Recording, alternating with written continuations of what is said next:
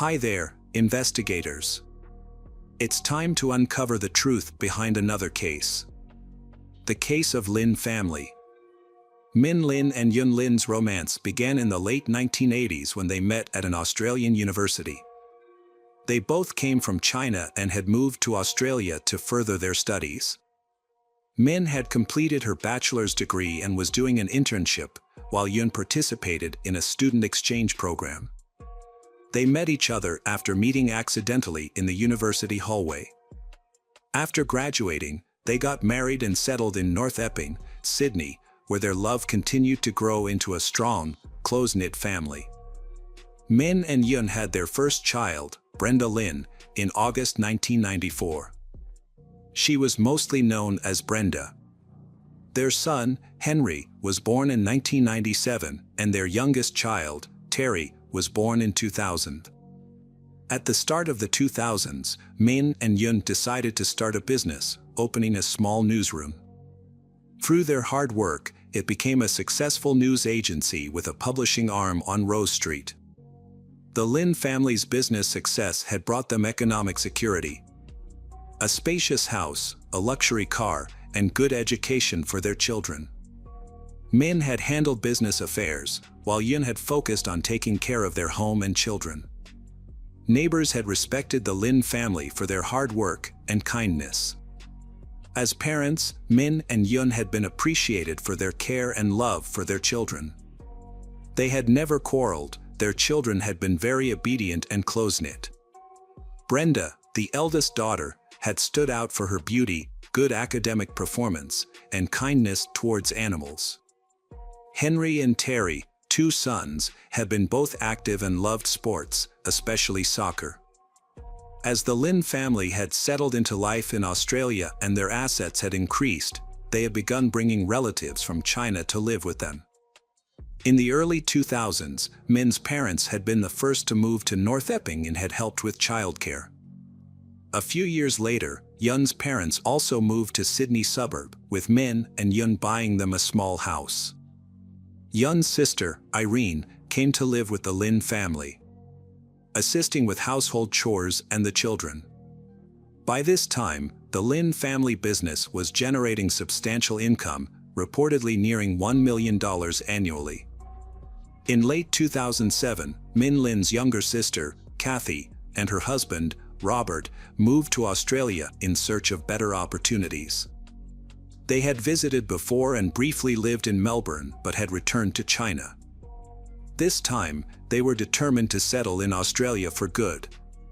Robert was a former successful ear, nose, and throat doctor in China, decided to try his hand at entrepreneurship. He and his wife invested all their savings in a restaurant in Sydney, but the business struggled and eventually closed. Robert's subsequent attempts to open a cafe or snack bar also failed due to his lack of business skills and financial management experience. Lin's family had a habit of meeting every Friday night. Their last family gathering took place on July 17, 2009, at Kathy and Min's parents' home. The next morning, July 18, the Lin family's store had not been open, making longtime customers feel surprised and confused. This sudden closure had raised their concerns. One of them tried to contact Min multiple times but was unsuccessful, so they called Min's sister Kathy to see if she knew what was going on. Kathy was surprised and worried because her brother never closed the shop without making arrangements first. Kathy tried to call Min and Yun, but they didn't answer.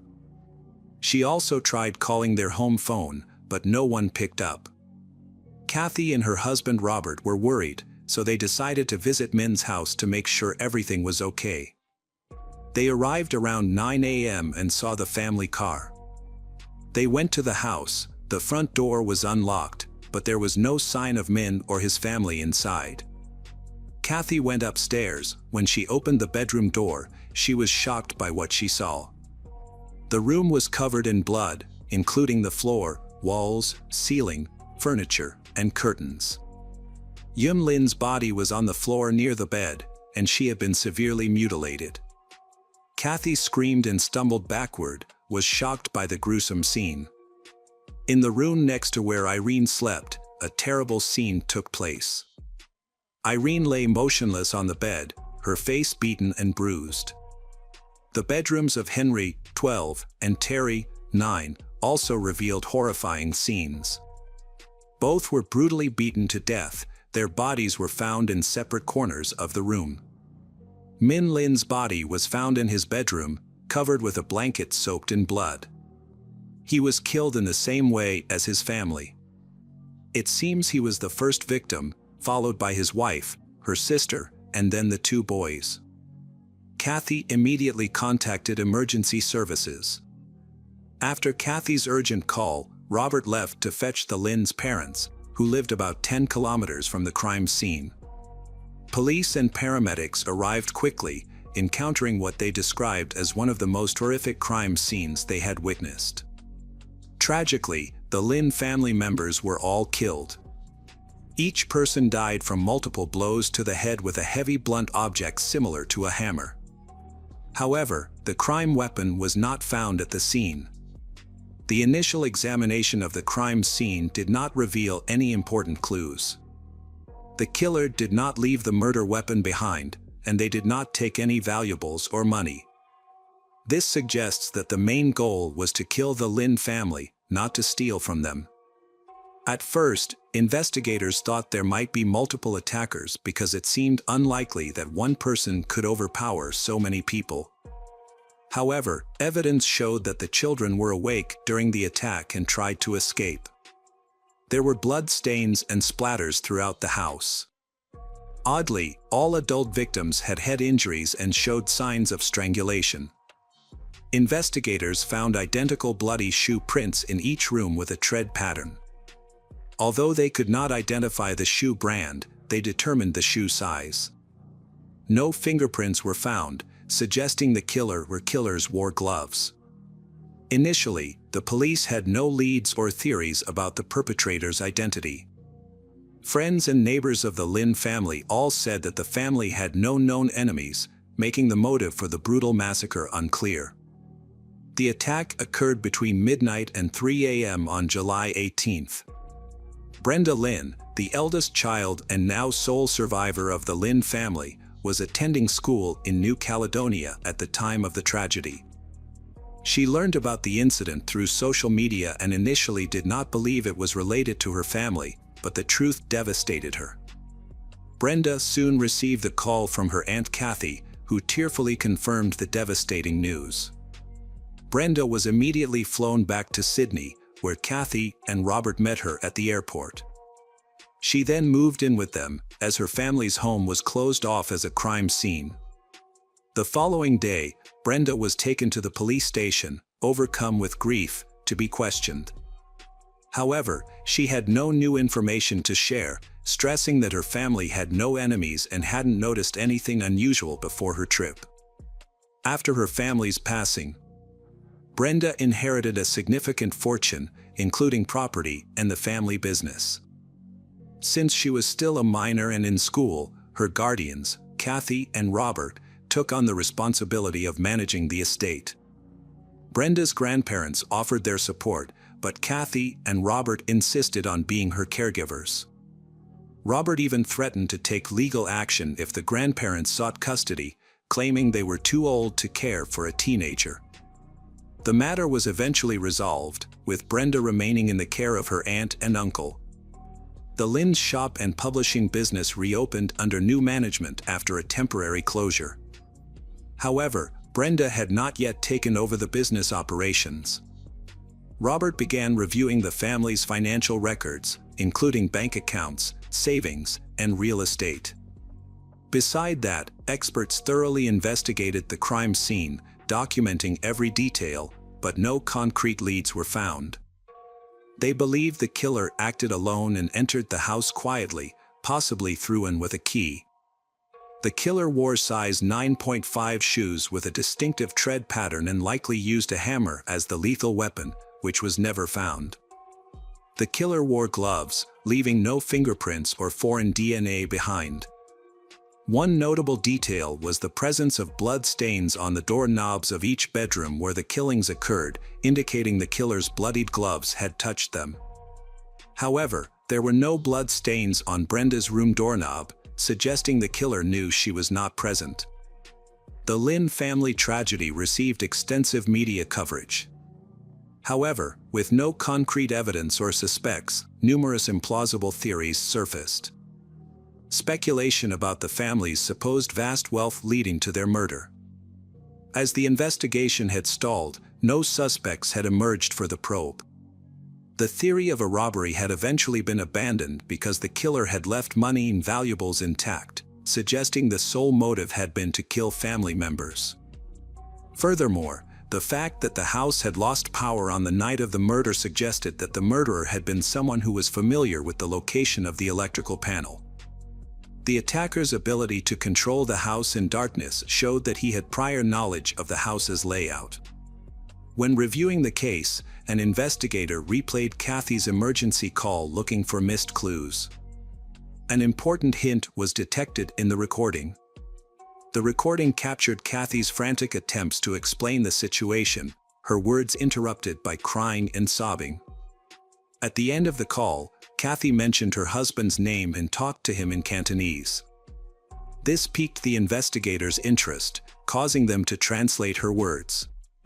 The translation revealed that Kathy was pleading with Robert not to leave Kathy home alone. This was significant since Robert had left Kathy at the scene of the crime to pick up her parents, despite the potential danger. With 5 people brutally murdered and the killer possibly still inside, Robert's calm aroused suspicion, as if he already knew for certain that Kathy was safe. The police finally identified Robert as the main suspect. A crucial discovery was that Robert had a key to Min's house, which had been given to Robert shortly before the tragedy. However, Robert never mentioned this during questioning, and his wife Kathy was unaware that Min had given him the key. It was Brenda who unintentionally revealed this important information to investigators. Further investigation showed that Robert's claim of being a successful ear, nose, and throat doctor was false. Although he had a medical degree, he had never had a stable job in the field. There were rumors that he had fled to Australia to avoid punishment for alleged bribery charges in China. In Australia, Robert failed to establish a successful career and wasted his remaining savings on unsuccessful business ventures. After moving to North Epping, he became idle, relying on his wife's income. Once the guardianship papers for Brenda were finalized, Robert acted as if he had inherited the Lin family's estate.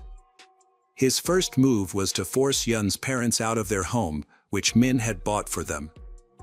Although the house remained in Min's name, Min and Kathy's parents were still allowed to stay in their own home that was also purchased for them. Based on this information, investigators suspected he had a long-standing plot to usurp Min family property, money, and profitable business. However, the police could not arrest Robert yet due to a lack of concrete evidence. Through a combination of interrogation, surveillance, and other methods, the investigation team was granted permission to install hidden cameras in the Robert household. They hoped to gather the evidence needed to prove Robert's guilt. The breakthrough came sooner than expected, starting with an unexpected revelation from Kathy during an interrogation. Kathy mentioned Robert's preference for a specific brand of shoes. A few years ago, Robert bought 2 pairs of limited edition sneakers that he really liked. He had worn out one pair and thrown it away, but kept the other pair at home. What's important to note is that Robert's shoe size, 9.5, matched the size of the shoes worn by the killers. The crucial evidence was caught on a hidden camera, which showed Robert deliberately destroying the box that held the remaining pair of shoes. A search warrant was issued for Robert's home. During the search, police found a new pair of size 9.5 sneakers with the same pattern as the pattern collected at the crime scene. In the garage, they discovered a small bloodstain, which was later confirmed by a forensic examiner to be a bloodstain containing DNA from all 5 victims of the Lin family, linking it to the crime scene. In May 2011, 2 years after the tragedy, Robert was officially arrested. He denied involvement, claiming the blood stains in his garage appeared after returning from Lin's house following the tragedy. He also downplayed the importance of the sneakers, saying they were new and he threw away the old shoes. While in prison awaiting trial, Robert shared a cell with a number of informants whom the police had arranged. During a conversation, he confessed to carefully planning the crime and covering his tracks. He bought the weapon in a store without surveillance cameras and gave his wife tea so she wouldn't wake up while he was committing the crime. He removed the hammer, shoes, gloves, and clothes so police would never find them. At trial, Robert denied everything. The only evidence against him is what the informant said and some indirectly clues. The jury failed to find Robert guilty and he was released on bail in December 2015. But when the trial resumed in June 2016, another informant said Robert had confessed to being haunted by Brenda since she was 13 years old. Brenda was questioned again and tearfully said Robert forced her to have sex when she first moved in. She kept silent about the abuse for years because she was afraid of what Robert might do. With this new information and other evidence, Robert was officially convicted of all charges. He was given 5 life sentences without the possibility of parole, 1 for each murder. All of his appeals were rejected. Hello friends, welcome to our channel. Today we're going to take a look at another horrible case with you. The case of Marina Menegazzo and Maria Jose Coni. This story began in 2016 in the Argentine city of Mendoza. On January 10th, 2 young women, 21-year-old Marina Menegazzo and 22-year-old Maria Jose Coni, embarked on a highly anticipated trip. Unfortunately, their journey ultimately led to one of the most publicized investigations in Latin America over the past decade. At the time, Maria Jose was a 22-year-old economics student at the National University of Cuyo, while Marina was a 21-year-old speech therapy student at the Aconcagua University. Both women volunteered for an organization that assisted homeless individuals. According to friends and acquaintances, they were 2 bright and cheerful young women who were extremely close to their families. Marina Menegazzo and Maria Jose Coni embarked on a trip with 2 friends, but the group eventually parted ways. They girls continued their journey, which began on January 10th. Their route can be tracked through Maria Jose Coni's Instagram posts. On January 13th, they were in Cusco, Peru, an ancient city that was once the capital of the Inca Empire. The next day, January 14th, another photo was posted, also taken in Cusco. A subsequent image was published on January 15th, showing they on a railway bridge near the Machu Picchu hydroelectric power plant. Machu Picchu is a famous ancient Inca city, often referred to as the City Above the Clouds, and is a UNESCO World Heritage Site. Maria Jose Coni and Marina Menegazzo had about 10 days of vacation left and were in no rush to return home. They decided to revisit Montañita, the town in Ecuador where their trip had begun. On February 22nd, Maria Jose Coni posted a photo of herself with Marina Menegazzo on Instagram, which would be her last post. On the same day, they contacted their families in Argentina to let them know they would be returning soon. They planned to take a bus from Ecuador to Lima, Peru, where they would spend the night at a friend's house. From Lima, they would fly to Santiago, Chile on February 25th, and then take a bus to their hometown of Mendoza, Argentina. They informed their relatives that they would be unreachable by phone for a few days due to poor signal reception. However, when their relatives tried to contact them, they were unable to get in touch. As the days passed, there was no activity on Maria Jose Coni and Marina Menegazzo's social media accounts, causing their relatives to become increasingly worried. Marina Menegazzo's sister took to social media to raise awareness about their disappearance.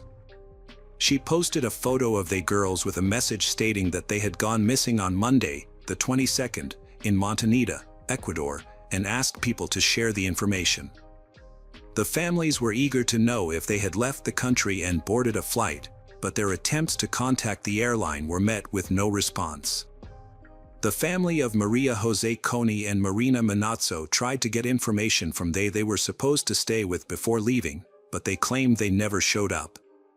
The family then reported they missing to the emergency services in Ecuador and also contacted the Argentine consulate for assistance. The Argentine consulate got involved on February 27th and sent the fingerprints to Ecuador. This was done because a few days earlier, on February 25th, an unidentified woman's body was found in Monteñita and taken to Guayaquil. The authorities compared the fingerprints from Argentina with those of the unidentified body and confirmed that the body was that of Maria Jose Coney. On Saturday, February 27th, police investigated the area where Maria Jose Coney's body was discovered and found the body of Marina Manazzo just 43 yards away. Like Marina Manazzo's body, Maria Jose Coney's was also wrapped in a plastic bag and duct tape. According to the Ecuadorian police, the killer attempted to conceal Marina Manazzo's body by placing an object on top of it, which initially prevented its discovery. During the autopsy, the medical expert determined that Maria Jose Coney's death was caused by severe blunt force trauma to the head. Her injuries also included a broken leg, a broken toe, and what authorities described as genital injuries. Additionally, markings on her wrist suggested that she had been restrained. Marina Manazzo died from 6 stab wounds to the neck and had similar wrist markings, indicating that she had also been tied up. The deaths occurred on February 23rd. Toxicology tests revealed that their blood contained a high amount of a psychiatric medication. Based on the circumstances of their deaths, police believed that they had not taken the medication voluntarily and may not have even known they had ingested it. It is likely that someone had mixed the medication into their food or drinks without their knowledge. A breakthrough in the case came just 24 hours after the discovery of the second body. The President and Interior Minister of Ecuador announced that the police had made an arrest, sparking mixed emotions among the victims' families. Alberto Segundo Mina Pon, 33, and Aurelio Eduardo Rodriguez, 39, were taken into custody and quickly confessed to the crime, revealing the events that had transpired. Physical evidence found at the home of one of the suspects, Mina Pon, included bloodstains. The police also recovered Marina's phone, backpack, and other belongings near the house. The rapid arrest and immediate confession of the men were met with skepticism by those following the case, leaving many with unanswered questions. Ecuador's Minister of the Interior, José Serrano, claimed that they checked out of their hotel room on February 22 at 2 p.m. According to the men's story, they had their money stolen at the hotel, prompting them to hitchhike to Lima. However, the hotel owner disputed this claim, stating that there was no evidence of theft. Marina Manazzo and Maria Jose Coney's families found this explanation hard to believe, particularly since they had credit cards that they could have used if they encountered financial difficulties. The lack of activity on the credit cards suggested that either someone stole both the cash and cards or that the men's story was not true. Moreover, they could have accessed the funds in their account without needing the physical card, but they didn't use the money to book travel or accommodations online. According to Ecuador's Minister of the Interior, Marina Manazzo and Maria Jose Coney's entered a bar and requested 2 glasses of water because they were thirsty and had no money. The bar owner corroborated this account, stating that she provided them with water due to their financial situation. However, it remains unclear whether the money was actually stolen. The minister continued by referencing the testimony of the suspects, who had already confessed to their guilt. One of the suspects, Pon, stated that around 8 p.m. on that day, Rodriguez informed him about 2 Argentinian girls in a bar. Pon and Rodriguez approached they and started a conversation, during which Marina Manazzo and Maria Jose Coney explained that they were hitchhiking to Lima because they lacked the funds for a bus ticket. This version of events raises several questions. They had purchased plane tickets from Lima to Santiago, Chile, which is over 1,000 miles away. It seems illogical that they would try to save money by hitchhiking and risk missing their flight, which was scheduled for February 25th. This conversation with Pan allegedly took place on the evening of February 22nd, making their decision even more puzzling. However, local police found witnesses who corroborated this unusual story. Since Marina Manazzo and Maria Jose Coney had no money for a hotel or hostel and needed a place to stay for the night, Pan offered to let them stay at his house. They accepted his offer. A taxi driver was found who confirmed that he drove Marina Manazzo, Maria Jose Coney, and Pan to Pan's home. This picture is of the house where Pan resided. After that, Pan returned to the bar with Rodriguez, as reported by Ecuadorian authorities, and continued drinking. Meanwhile, Marina Manazzo and Maria Jose Coney were left alone in the house. The intoxicated men returned home around 2:30 a.m., but Marina Manazzo and Maria Jose Coney were no longer there. The police investigation revealed that Marina Manazzo va Maria Jose Coney had visited a nearby store to purchase soda before returning to the house. A store cashier confirmed this, indicating that Marina Manazzo va Maria Jose Coney still had some money on them.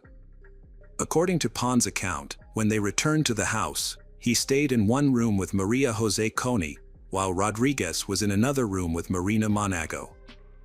Pan admitted that he attempted to persuade Maria Jose Coney into a romantic encounter, but she resisted and tried to leave. In a fit of rage, Pan grabbed a stick and struck Maria Jose Coney on the head, killing her instantly. At the same time, he heard a scream coming from the other room. Upon entering the room, he found that Rodriguez had also taken Marina Manazzo's life. Rodriguez immediately fled the scene, leaving Pan to contemplate how to dispose of the bodies. Pan attempted to erase all evidence from the house by wrapping the bodies in plastic bags and duct tape. In the afternoon, he borrowed a cart from an acquaintance and transported the bodies to a wasteland near the ocean shore, approximately 440 yards from his home. It is essential to note that this account is the official version provided by the Ecuadorian authorities. However, this narrative leaves several questions unanswered, including the origin of the marks on her wrists and the presence of a potent drug in the blood of both girls, as revealed by toxicological analysis. Her family questioned the Ecuadorian authorities' account due to numerous inconsistencies in the case. They suspected a possible connection to human trafficking and believed the authorities might be protecting someone. The family's doubts were fueled by several factors. They had run out of money but did not use their credit cards, suggesting that they may have been coerced or deceived. Additionally, it was reported that they were under the influence of drugs, which raised suspicions about their supposed activities. Notably, the only people who claimed to have seen Marina Manazzo and Maria Jose Coney on the day of their disappearance were a select few who corroborated the authorities' version, including the owner of the bar, a taxi driver, and a cashier who allegedly sold soda to one of they. Furthermore, the town's relatively small population of 5,000 residents made it surprising that no one else came forward as a witness. The families of the victims were confused by several aspects of the case. They couldn't understand why the bodies were found 2 days apart, despite being only 43 yards away from each other. It also seemed strange that Marina Manazzo va Maria Jose Coney had sought help from Pan and Rodriguez, rather than approaching one of the many Argentine tourists in the area. The brother of one of the victims reported seeing used syringes on the floor when he was taken to the crime scene by the Ecuadorian police. However, when he asked about them, the syringes mysteriously disappeared. Furthermore, the syringes were not visible in crime scene photos, and the experts who examined the area denied their existence. The family suspected that Pan and Rodriguez were involved in something more sinister, such as human trafficking, and that they were being used as a cover. The authorities responded by scheduling a second autopsy and a new toxicological examination. Additionally, it was discovered that both defendants had repeatedly changed their story about the events surrounding Marina Manozzo and Maria Jose Coney deaths. According to one version, Pon denied involvement in the crime and instead claimed that the perpetrator was a Venezuelan illegal substance dealer known as El Chamo, who lived in the area. However, when questioned by the police, El Chamo denied any involvement and offered to take a polygraph test or provide a DNA sample to prove his innocence. The crime scene yielded several DNA samples, including those from Pon and the deceased girls, as well as some unidentified samples. Further testing revealed that the unidentified samples did not match Rodriguez, who was suspected of being Pon's accomplice, nor El Chamo, who was ultimately ruled out as a suspect. A second autopsy, conducted by Argentine experts, revealed that the girls were in a state of vulnerability and unable to defend themselves before their deaths. The autopsy also confirmed that they were subjected to forced intimacy before being killed. The autopsy revealed additional details, including that Maria Jose Coney had bruises and scratches only on one side of her body, suggesting she may have been ejected from a moving vehicle. Furthermore, a new toxicological analysis confirmed that both girls had been given a potent psychiatric medication that can impair a person's willpower. A disturbing reaction swept across Latin America following the incident. Unfortunately, the public's response often blamed the victims, and in this case, they were held responsible for their own deaths. Not only were they criticized by ordinary internet users, but also by well-known public figures. During the same time, Berlin hosted a tourism fair where Rira gave an interview to a German news agency. Her comments were alarming, as she stated that the deaths were inevitable, given the way they traveled. She also revealed that she had never visited Montanita, a popular tourist destination, because it didn't match her social status. These comments were essentially victim-blaming at the state level, which is a sad and concerning fact. Following an interview with Riva Dera, the Ecuadorian government issued an apology to the families of Marina Manozzo and Maria Jose Coney, and one woman was fired. Among those heavily criticized was Argentine psychiatrist Hugo Narton, who described they as favorable victims and implied that they provoked others to commit crimes. However, after intense backlash, Dr. Narton claimed he had been misunderstood and emphasized that he never intended to excuse or absolve criminals of their responsibilities. A Paraguayan student, Guadalupe Aosta, wrote a Facebook post in response to online comments that blamed Marina Manozzo and Maria Jose Coney for their tragic fate. The post went viral, receiving over 700,000 reposts in the first week. It began with the haunting words, "Yesterday, I was killed." The post went on to describe the violent events. "I refused to be touched, and they smashed my skull open with a stick, leaving me broken. They put me in a black plastic bag, sealed with duct tape, and threw me on the beach, where I was later found a few hours later. The aftermath of my death was more devastating than the act itself. When my body was found, no one bothered to investigate who had taken my life. Instead, I was bombarded with irrelevant and insensitive questions. What was I wearing? Why was I alone? Why did I, a woman, dare to travel by myself? I was in a high-risk area, so what did I expect? The authorities even had the audacity to suggest to my parents that I must have done something wrong, that I must have broken some rule. In death, I realized that I was not considered equal to a man.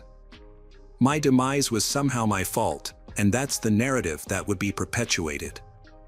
But if the headlines had read, 2 young men found dead, the public would have been outraged, demanding justice and severe punishment for the perpetrators. The response would have been vastly different if I were a man. I'm speaking out for myself and for all the women who have been silenced, marginalized, and oppressed. I'm speaking out for every woman who has had her dreams crushed and her life destroyed. I urge you to raise your voice, to fight for justice and equality.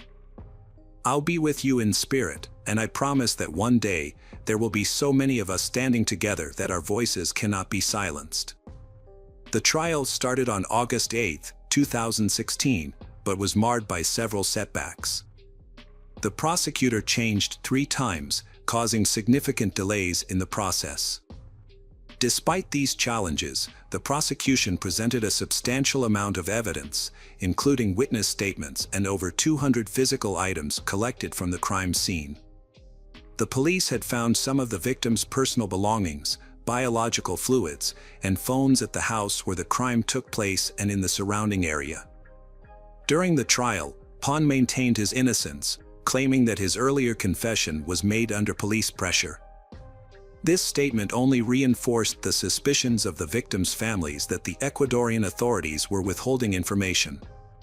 Meanwhile, Rodriguez altered his testimony, suggesting that Colombian dealers of illicit substances were involved in 8 deaths. In the trial's first week, the prosecutor revealed that he suspected additional individuals were involved in the case. This suspicion was based on the discovery of 3 more male DNA samples at the crime scene, in addition to the DNA of Rodriguez and Pan. Ultimately, the court found both Pan and Rodriguez guilty, sentencing them to 40 years in prison, the maximum penalty allowed under Ecuadorian law. In November 2016, Ecuadorian authorities arrested José Luis Pérez Castro, a 34-year-old man, after finding his DNA at the crime scene. Castro's defense team claimed that he had lived in the house a few weeks prior to the incident and that his DNA was present due to a dental infection. They alleged that he had spat blood onto the wall as a result of this infection. However, the defense's explanation for the presence of Castro's DNA on the victims' bodies was that he must have touched an object or piece of furniture that the police had also handled, thereby transferring his DNA. This argument began to fall apart when a dentist testified in court. It was revealed that Castro had contacted the dentist 2 weeks after the bodies of Marina Manazzo and Maria Jose Coney were discovered, asking for a note to confirm his alleged dental infection. The dentist refused to provide the note, as he found no evidence of any health issues during his examination of Castro. A man was ejected from a dentist's office after seeking a medical certificate. The dentist refused to issue one, explaining that there needed to be an underlying medical condition causing pain, which he didn't observe. This denial dismantled his defense. Meanwhile, while awaiting trial, Castro broke prison rules by posting on social media about his situation. In a statement, he expressed confidence that God would ultimately prove his innocence. Despite his persistent claims of innocence, Castro was ultimately found guilty and received a 40-year prison sentence, just like 2 others, Alberto Pan and Eduardo Rodriguez. Hello friends, welcome to our channel. Today we're going to take a look at another horrible case with you. The case of Jorge Cortez. Jorge Humberto Martinez Cortez was born on January 5, 1978, in Mexico City. He kept his childhood and teenage years private, only sharing that he often clashed with his mother, who cared deeply for him, and his father, who rarely intervened in their arguments. Jorge's strained family relationships likely contributed to his emotional isolation and the development of his aggressive and unstable personality. To escape his difficult home life, Jorge left at a young age and embarked on a journey across Mexico, taking on temporary jobs to support himself. He worked as a waiter in various bars in Mexico City, including those in the Rosa and Cona districts, and also relied on tips from tourists in the popular Villa du and Cuac districts, known for their extensive infrastructure and diverse entertainment options. Jorge's life of crime began in this place. In 2010, he was arrested for theft and given a 4-year prison sentence. However, because it was his first offense, the judge decided to release him on bail. At the time, no one suspected that this decision would set free a man who would later become one of Mexico's most notorious criminals. After his release, Jorge met a girl named Adriana and fell in love. Initially, he treated her with kindness and attention, but as their relationship deepened, his behavior became increasingly violent. Adriana soon found herself a victim of his physical abuse. Exhausted by his cruelty, she decided to end the relationship, but Jorge refused to accept her decision. One night, Jorge violently attacked Adriana, dragging her down the stairs by her hair and breaking her nose. He beat her so severely that she lost consciousness. When she came to, she saw Jorge holding a lighter and threatening to kill them both if she didn't stay with him. Despite his threats, Adriana continued to resist, which further enraged Jorge. He attempted to strangle her by grabbing her neck with both hands. However, Adriana managed to break free, grabbed a hammer, and began fighting back. She was able to force Jorge out of the apartment and ultimately out of her life for good. This violent confrontation occurred in 2011, and although Adriana reported the incident to the police, Jorge was released on bail and avoided punishment. In hindsight, Adriana's escape from Jorge that night saved her from a potentially deadly situation. Jorge would go on to take the lives of multiple women in the future. After meeting Jorge, 18-year-old Yang Kiang Marie became his new victim. Yang was a Korean girl who was very close to her mother, Monica, and her sisters, particularly Anna. Anna was a lively and athletic young woman who balanced her studies in psychology with a part-time job at a restaurant. Yang met Jorge at one of the bars where he worked, and they were immediately drawn to each other. After a brief courtship, they started dating, but their relationship was marked by violence. Despite their frequent arguments, they stayed together. When Yang turned 19, she decided to declare her independence from her family and move to the city with Jorge. However, this change only made their problems worse. Jorge's behavior became increasingly controlling and abusive. He constantly monitored Yang's activities, calling her every hour at work and restricting her interactions with friends. As a result, Yang felt trapped and realized she was a victim of domestic violence. However, she hid the truth from others, including her family, to avoid causing them concern. Only a few close people, including her sister Anna and some friends, knew about the situation. Despite her family's warnings and advice to leave Jorge, Yang struggled to break free. She attempted to leave him multiple times but always returned, held back by her own fears and vulnerabilities.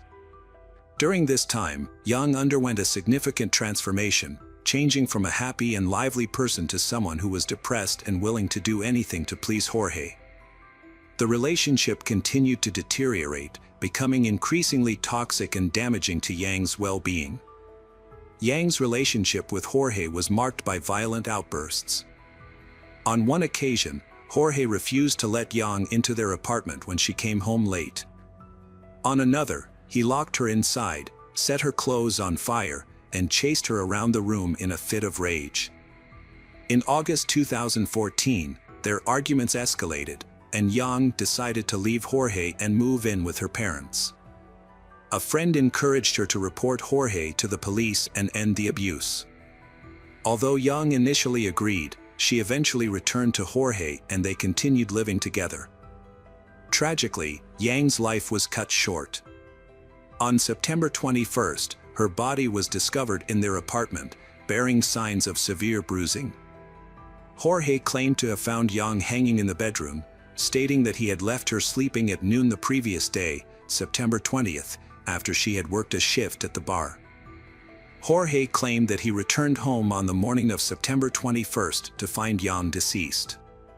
He immediately contacted the police and notified Yang's family of the tragic event. The news of Yang's death was devastating to her family, prompting Monica and Anna to rush to the scene.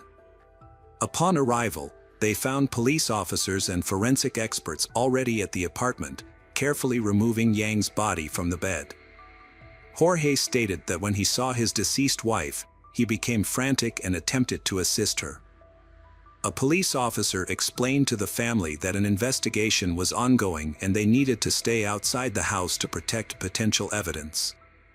As they watched, Yang's body, covered with a sheet, was carried out of the house.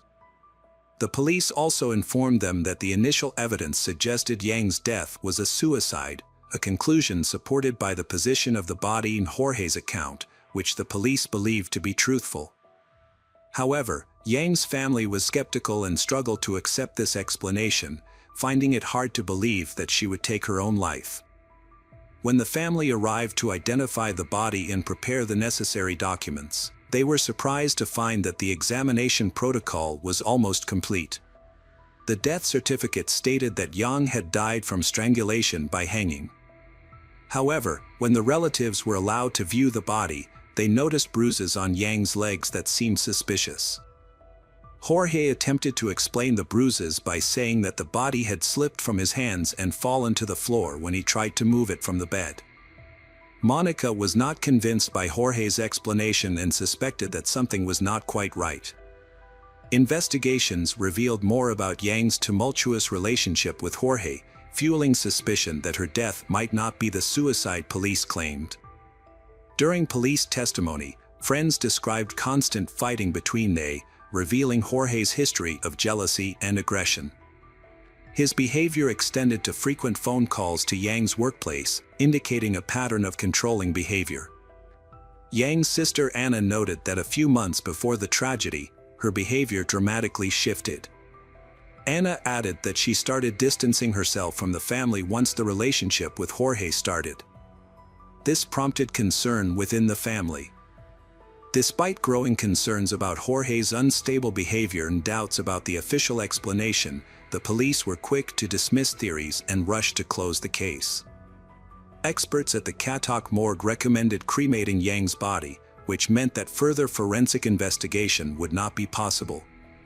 Yang's mother was deeply suspicious of Jorge's involvement in her daughter's death, but she eventually agreed to the cremation due to pressure from her family, thereby giving up the chance to gather evidence to support her suspicions.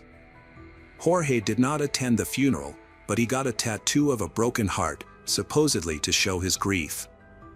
However, he also cut off all contact with Yang's family. Yang's death had a devastating impact on her family, especially her mother, Monica. The overwhelming pain of losing her daughter, combined with feelings of loneliness and despair, led Monica to develop an addiction to alcohol and smoking. Monica was devastated when her daughter Yang passed away suddenly. Despite her overwhelming grief, Monica refused to accept the initial explanation of Yang's death, finding it contradictory to her daughter's outgoing and life-loving nature. Unsettled by details like the bruises on Yang's body and the lack of evidence supporting the claimed manner of death, Monica's instincts told her there was more to the story. To get answers, Monica launched her own investigation into the case. Monica acquired security footage from her daughter's home, revealing her son-in-law Jorge was the last person to see Yang alive. With the help of a private attorney and forensic pathologist, Monica reviewed Yang's final days. An unexpected development led to a shocking explanation, revealing a deeply seated scandal and a misclassified homicide. Monica's determination uncovered hidden details, ultimately revealing the truth behind Yang's death. The detective completely rejected the initial account of Yang's death, presenting conclusive evidence that proved she was murdered. Further investigation revealed several discrepancies with the original autopsy. There were no signs of hanging on Yang's body, but her neck showed signs of strangulation, and a scarf had been used to make it appear as though she had hanged herself. Bruises on her hands and fingernails suggested she had tried to fight back.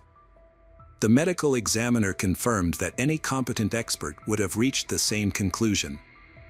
This raises serious questions. Why did the police ignore these facts, and why did the family receive a false report about their daughter's death?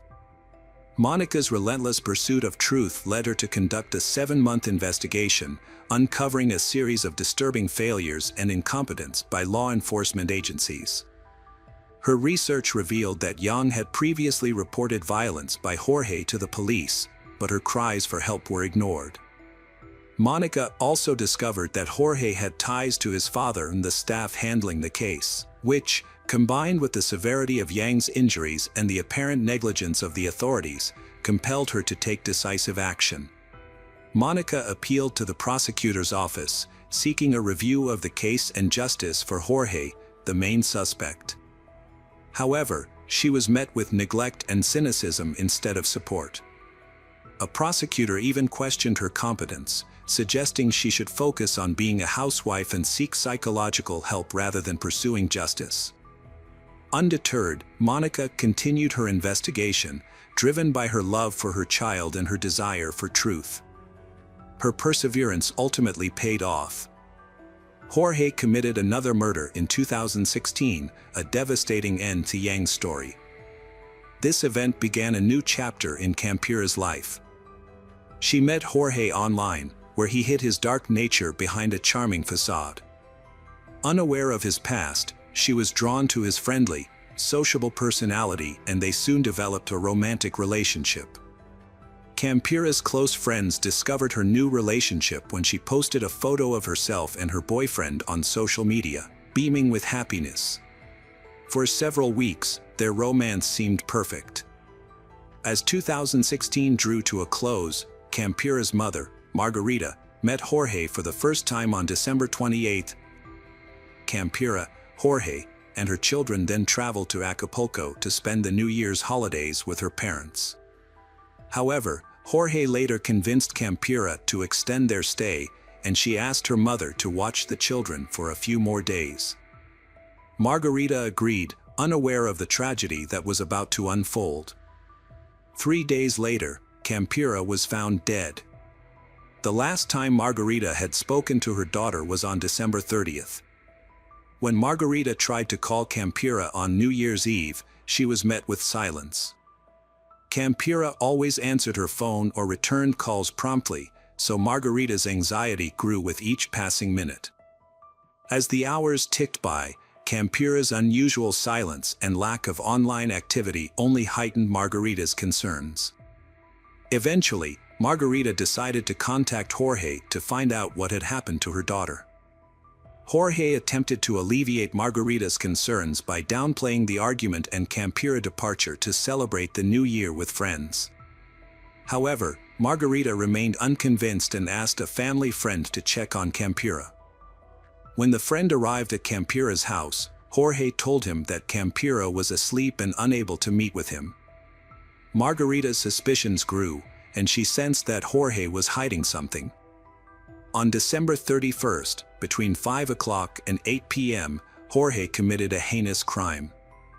He brutally murdered Campira by strangling her after beating her severely with an unknown object, leaving multiple injuries on her face and body.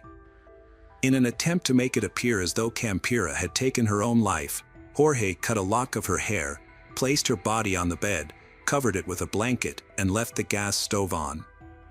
He even placed a portrait of Campira's late ex-husband in her hand to create the illusion that memories of him had driven her to suicide. Around 8:30 p.m., Jorge packed his belongings and left the house. On the night of January 1, 2017, Margarita tried to contact her daughter Campira to wish her a happy new year, but was unable to reach her. She then called her son Gabriel, who was in the same city as Campira, and asked him to check on her. When Gabriel arrived at his sister's house, he was immediately hit with a strong smell of gas. After turning off the gas burners, he began searching for Campira and was shocked to find her body on the couch, bearing signs of a brutal beating on her face.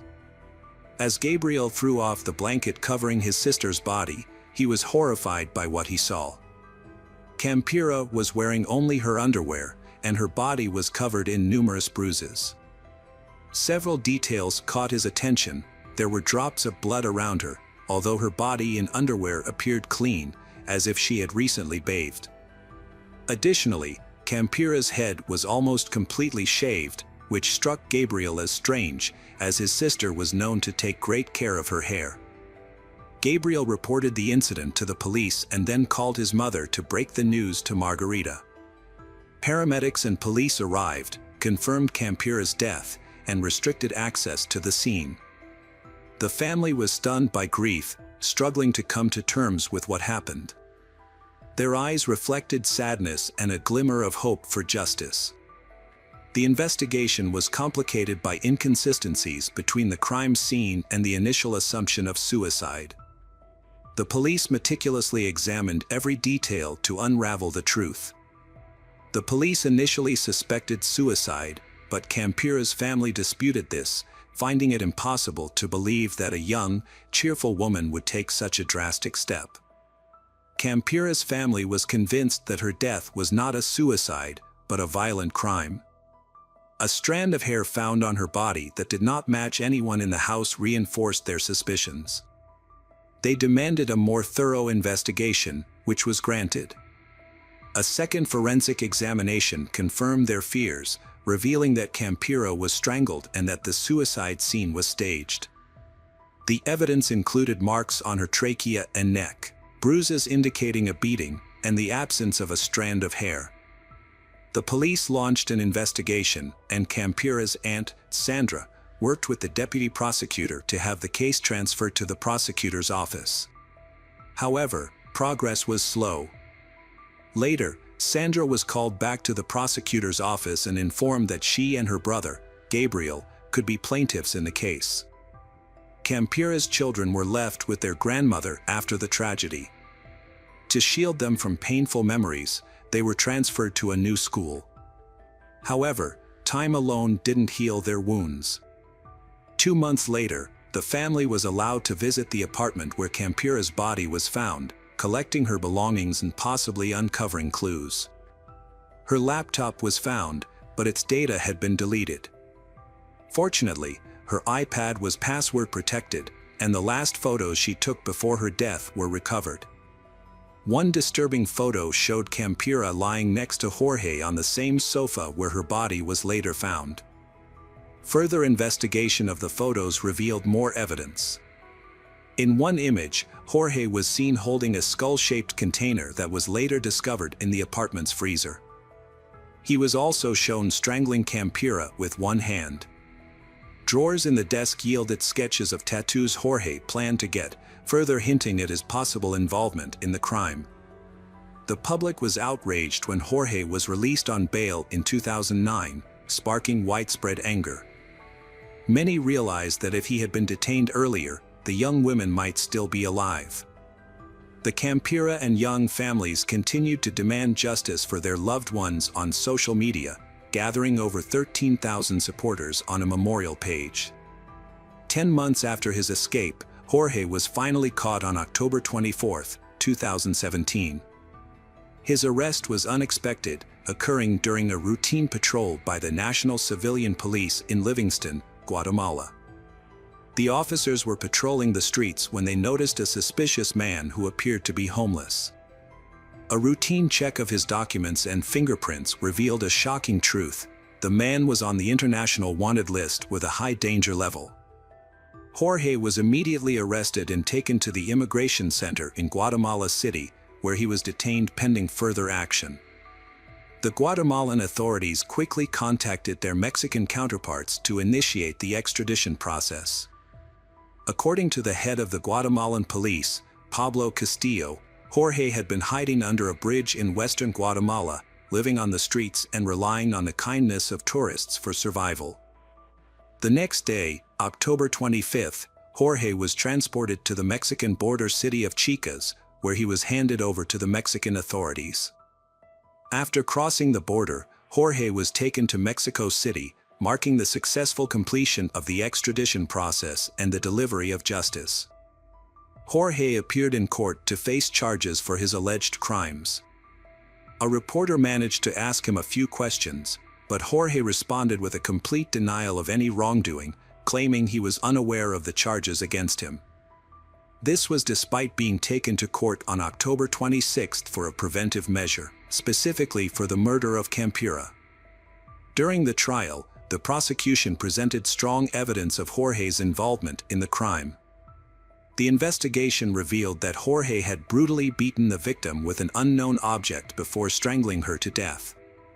The prosecutor classified the crime as a feminicide, made worse by the fact that Jorge had a romantic relationship with the victim. The prosecutor also pointed out that Jorge had a prior conviction for theft and was possibly involved in the death of another ex-girlfriend, Yun. Despite the overwhelming evidence and arguments against Jorge, his lawyer proposed an alternative explanation that Jorge was mentally unstable and needed a psychological evaluation. This move came as the community awaited justice, expecting a suitable punishment for the perpetrator. After thoroughly examining the evidence, witness testimonies, and arguments, the judge turned his attention to Jorge and his lawyer. He asked how long it would take to complete the psychological evaluation. Following a consultation, Jorge's lawyer agreed that Jorge would attend all subsequent court hearings. Upon reviewing all materials and considering both sides, the judge rendered a verdict. There was sufficient evidence from the prosecutor to hold Jorge accountable for his crimes. The court ordered the investigation to continue and gave a 4-month deadline to gather new evidence. Meanwhile, Jorge was taken into custody and held at a pre-trial detention center. Despite Jorge's arrest and guilty verdict, the Campira and Yun families faced a lengthy and challenging process ahead. In August 2019, an oral hearing was held in Jorge's case. His lawyer asked the court to disregard the videos that showed Jorge entering and leaving Campira's house on the day she was murdered. They claimed that these videos were incomplete, taken from a 30-hour recording at the crime scene, and could not be used to prove Jorge's guilt. The videos had been given to the victim's family by a neighbor who recorded them. The family then passed them on to the police, who brought only partial recordings to court. The police had lost the original disc. Jorge's lawyer alleged that the Mexico City prosecutor's office had concealed this information, which only came to light on the day of the hearing. The defense lawyer argued that the materials used to obtain the arrest warrant were unlawful. Specifically, the lawyer claimed that a key video was given to the Campira family rather than the judicial authorities, and therefore could not be used as evidence. Despite this, the supervisory judge rejected the defense's petition after considering the prosecution's arguments and the testimony of Campira's friends and neighbors. Additionally, the court considered 2 witness statements, but did not accept them as evidence. The case proceeded, and Jorge was allowed to appeal the decision and present the same arguments again. Meanwhile, the Yun family was dealing with their own separate case. A ban on violence against women was established in Mexico City, thanks in part to advocacy from several groups, including the Mexican Institute of Human Rights and Democracy and the Center for Justice. This new decree was influenced by multiple high-profile crimes, including the murder of Yun. As a result, her case was forwarded to a Mexico City court for trial. Nearly 7 years after Yun's murder, charges were formally brought against her suspected killer, Jorge, in May 2021. Shortly thereafter, a judge ordered his arrest for his role in her murder. Despite these developments, Jorge's defense team was able to significantly slow down the investigation and prosecution. 9 years after Yun's death, Jorge Humberto Martinez Cortez was sentenced to 52 years and 6 months in prison in November 2023 for taking Yun's life. While the Yun family has finally received justice, Campira's family still faces a lengthy process. A trial had been scheduled for April 2022 at the detention center where Jorge was being held. Activists were resolute that this time the perpetrator would not evade accountability. Jorge's lawyers have successfully delayed the hearing once again, which was set to take place on January 29, 2024. Over 50 witnesses were expected to be called to testify, but for now, there is no update on the status of the hearing in the media. Jorge's family remains hopeful that he will eventually be held accountable for his actions. While nothing can bring Campira back, they seek justice and want to ensure that her death does not go unpunished. Hello friends, welcome to our channel. Today we're going to take a look at another horrible case with you. The case of Grace Holland. Grace Holland was born on September 23, 1984, in the small town of Creve Coeur, Missouri. She grew up in a close-knit family with her parents and two sisters, including her twin, Laura. Together, they explored the world, played, studied, and dreamed of the future. Grace's education at a Catholic school instilled in her a sense of discipline, and her degree in criminal justice further fueled her interest in law and order. From a young age, Grace was a purposeful and responsible individual. She was drawn to the idea of helping others and upholding the law. After graduating from university, Grace got married and had 4 children, who became the center of her life. She devoted herself to caring for them, teaching them new things, and sharing her love for the world. As a proud mother, Grace often shared photos of her children with those around her and cherished every moment spent with them. However, in 2015, Grace's life took a dramatic turn. She met Robert Diaz, the head of the Maryland County Fire Department. His courageous profession and heroic image immediately caught her attention. Robert and Grace were swept up in a whirlwind of emotions. He was captivated by her beauty, intelligence, and kindness, while she admired his strength, determination, and passion for helping others. However, a dark secret lurked behind Robert's impeccable reputation. His brother, David, a former St. Louis police officer, had been charged with a serious crime in 1998. Nearly 2 decades later, David passed away, leaving behind unanswered questions and secrets. David's influence had a profound impact on Robert's life and career. As a respected police officer, David had opened doors for Robert in law enforcement, helping him advance in his career. Robert also served in a fire department and held the position of deputy president at the family company, Liberty Arts Works. The company specialized in creating memorials for fallen military personnel, firefighters, and police officers. Through his work and involvement with the Backstopper organization, which supported first responders, Robert forged strong connections in his professional network. Robert had a child from his first marriage, but the relationship ultimately ended in divorce. He then married Grace, a detective from the Maryland Police, in an effort to find happiness again. This union strengthened his ties to law enforcement, and he and Grace built a life together, buying a new home and starting fresh. However, their seemingly perfect relationship soon began to unravel, revealing underlying issues.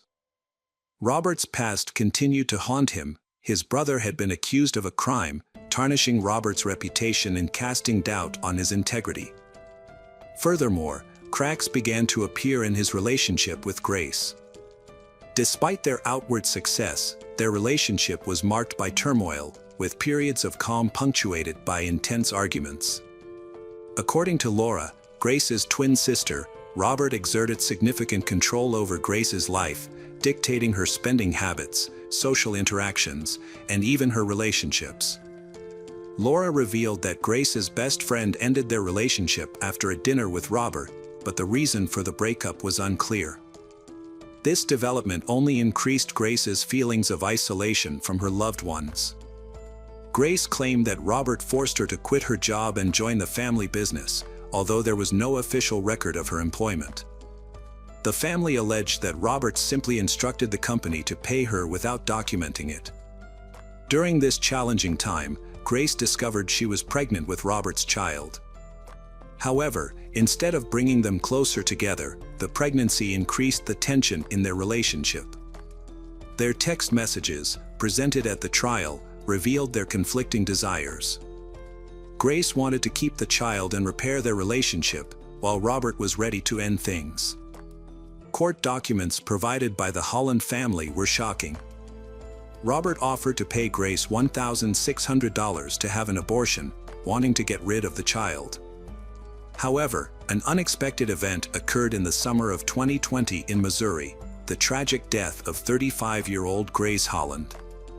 The suspicious circumstances surrounding Grace's death have left her family and the people of St. Louis determined to investigate further. As the government remained silent, distrust of the official story grew. Grace's mother faces accusations, which only strengthens the family's resolve to uncover the truth. The investigation started slowly at first, but after a lawsuit was filed and evidence was found, the case gained momentum, crossing state lines and captivating the entire country. Public opinion demands a fair verdict. On October 29, 2021, Laura Holland, Grace's sister, posted a heartbreaking letter on the police department's Facebook page. In it, she revealed that Grace had been living in fear of her husband Robert's aggressive behavior and had sought help from the Maryland Fire Department on June 24, 2020. Grace had secretly recorded one of their arguments, which later became evidence of their abusive relationship. On the recording, Robert can be heard insulting Grace, saying he didn't want to be with her. Robert was furious with Grace, accusing her of being lazy while he worked hard. In an attempt to calm him down, Grace confessed her love for him, but this only made Robert angrier. He eventually left her, leaving Grace alone with feelings of bitter loneliness and deep emotional pain. However, the situation seemed to have taken a turn for the better by July 21st. At around 10 p.m., Robert and Grace took a photo together, lying on their bed in their new home. Both of them were smiling, and it seemed like they were trying to put their argument behind them. But this moment of peace was short-lived. 2 days later, on July 23, 2020, at 11:53 p.m., Robert called the emergency services, sobbing uncontrollably as he reported that his fiancée had shot herself. Paramedics rushed into the house to find Grace lifeless on the floor. The cause of her death was determined to be a gunshot wound to the head, resulting in instant death. However, the results of the autopsy, released on September 17, 2020, reveal the surprising level of detail. According to the report, the bullet that killed Grace was fired from a gun she was holding in her right hand. The bullet pierced her left temple, deviated from the center line to the right, and lodged in the occipital lobe of her skull. The unusual trajectory of the bullet raised questions among experts about the official story. The Holland family stated that the detective spoke briefly with Robert at the crime scene. Robert reportedly told the police that Grace was struggling with depression following a recent miscarriage, their second. He claimed that he was in the living room when Grace emerged from the bedroom to hug him, but soon returned to the bedroom. He said he heard a shot and found Grace in the bedroom with a gun and blood under her head. The detective submitted a report to the medical examiner at 7:25 a.m. However, the Holland family disputed this, claiming that Robert visited the police station with his lawyer on the same day. Robert gave a written statement that contradicted the report. In his new version of events, Robert stated that he and Grace were in the bedroom together before she left for work.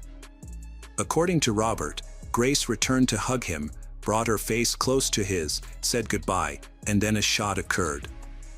A published press release on January 31, 2024, raised questions about a missing recording of an interview between Robert and a detective from the police department during the investigation. Jeffrey Hartman, the police chief, confirmed the existence of the video interview to a TV channel in 2021. Hartman reported that an error in the department's recording system led to the deletion of the record, leaving many questions unanswered. The police investigated Grace's death on August 4, 2020, and suggested she had been depressed, implying her death was expected. Analyzing Robert's phone data, detectives concluded it was a suicide based on forensic results. However, the Holland family doubted the police's findings and hired a private detective, believing Robert was responsible for her death. Laura, Grace's sister, shared her concerns about the investigation online, detailing the evidence and facts that suggested the police had gotten it wrong. The Holland family expressed their disappointment and frustration with the police, who had never considered Robert a suspect despite the numerous clues pointing to his involvement. The family also criticized the investigators for not conducting thorough tests, such as checking Robert's and Grace's hands for gunpowder residue and examining Robert's clothes for evidence. Furthermore, the police department had lost several crucial videos that could have shed light on Robert's role in the incident. The Holland family expressed concerns about potential police bias against Robert, citing his unusual behavior after Grace's death. Robert showed no concern for Grace's well-being. The family also pointed out that Robert knew some people involved in the investigation, which they believed may have influenced the case. The family claimed that obvious signs of domestic violence were ignored. After their requests for a more thorough investigation were met with no response, the Hollands took their case to court in 2023.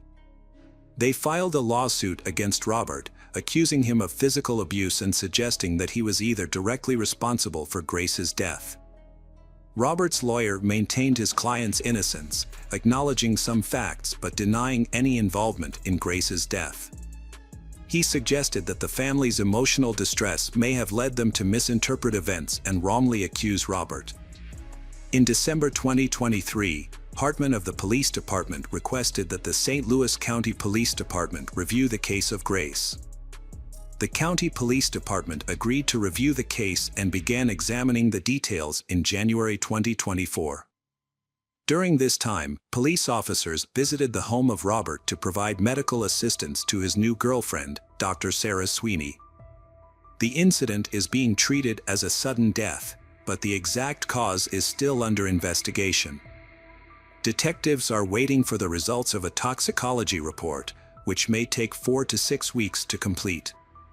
Dr. Sweeney had previously spoken about her struggles with serious illnesses, including bone disease and allergies, for which she was hospitalized in 2021. Her condition could have led to severe allergic reactions, including life-threatening anaphylactic shock, if left untreated. However, her family reported that she always carried an adrenaline shot to manage her allergies and kept her condition under control. They are choosing to wait for the official autopsy results before drawing any conclusions.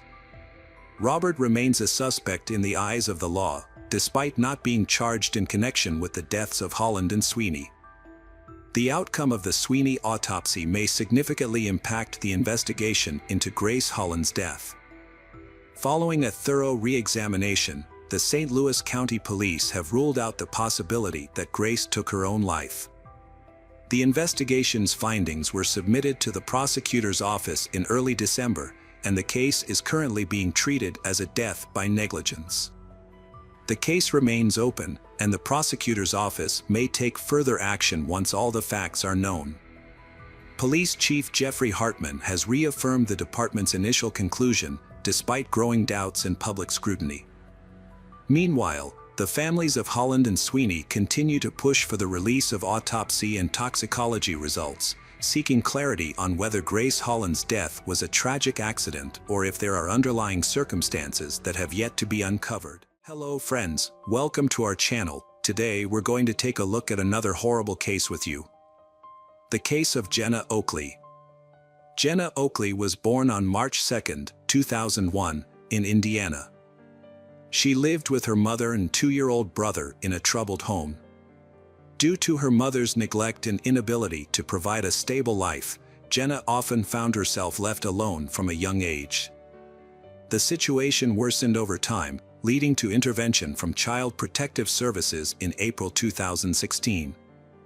As a result, Jenna and her brother were removed from their mother's care and relocated to live with Philip Oakley, who their father and his wife, Rhonda, who was 52 years old at the time.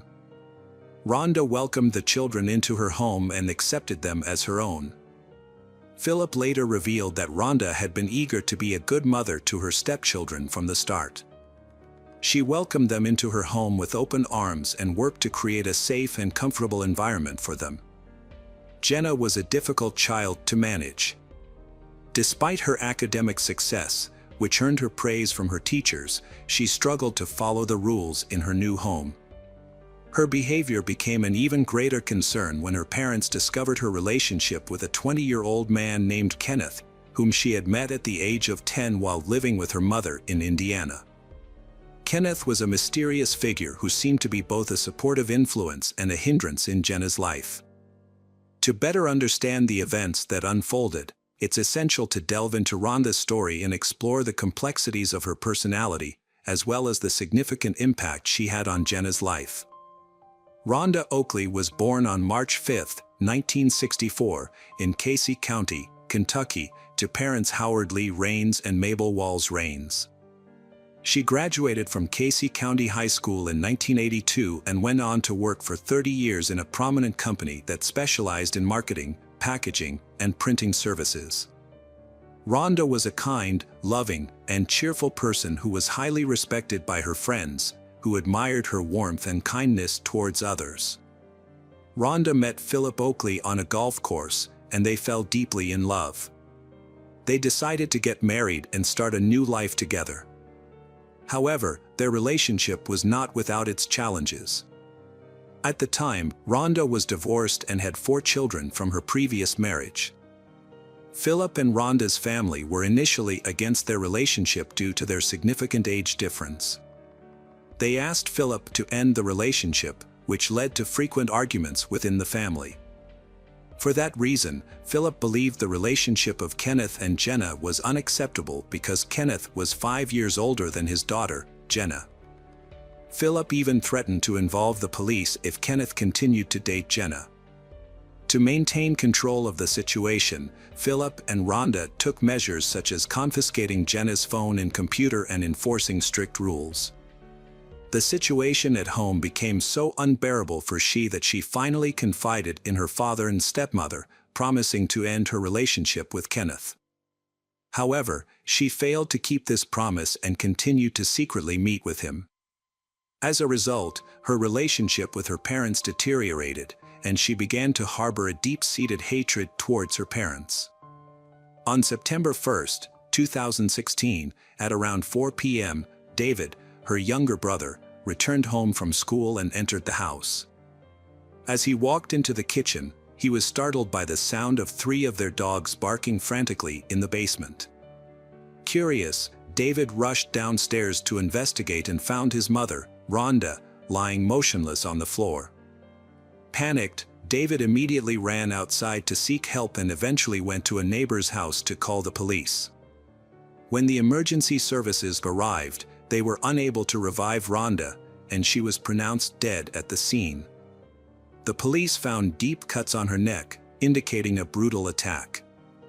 Initially, the police suspected a robbery, but upon further investigation, they discovered that nothing in the house had been stolen or disturbed.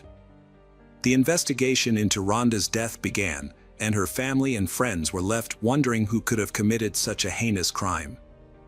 As the investigation progressed, several key pieces of evidence came to light. Rhonda's car was discovered to be missing, and a trash can in the kitchen was found to contain vomit. Furthermore, one of the large meat cleavers from the kitchen was found to be missing, leading investigators to suspect that it may have been the weapon used to attack Rhonda. When Philip returned home, he was questioned by detectives and informed them that his daughter, Jenna, had not attended school that day. In fact, Jenna had been unreachable since the incident, and her teachers had called Philip early in the morning to report her absence. This led the police to believe that Jenna may have been kidnapped by the same individuals who killed Rhonda, and that she may be in danger. During the questioning, detectives asked Philip if he knew of anyone who might have wanted to harm Rhonda or the family. Philip revealed that his daughter's boyfriend, Kenneth, had a troubled relationship with Jenna, and that it had deteriorated significantly.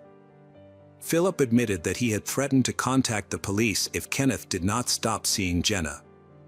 Philip suspected that his daughter had been dishonest with him and that she and Kenneth had never intended to break up or follow the rules. It was possible that Kenneth had planned to get rid of the source of his problems and take Jenna with him. After learning this, the police focused their efforts on finding Kenneth. They discovered that on August 31st, the day before the incident, Kenneth had flown from Indiana to Lexington, Kentucky, at 3 a.m. From there, he took a taxi to Oakley's house. Another crucial piece of evidence came from a store manager in Denver, who claimed to have seen Jenna with a young man on September 1st. The manager handed over surveillance footage to the police, which showed Jenna and Kenneth entering the store and then leaving together to get into a car that looked like Rhonda's stolen vehicle.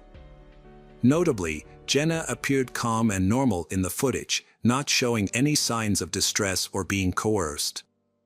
Her behavior led investigators to dismiss the possibility that she was being held against her will and raised suspicions that she might be involved in a crime against her stepmother.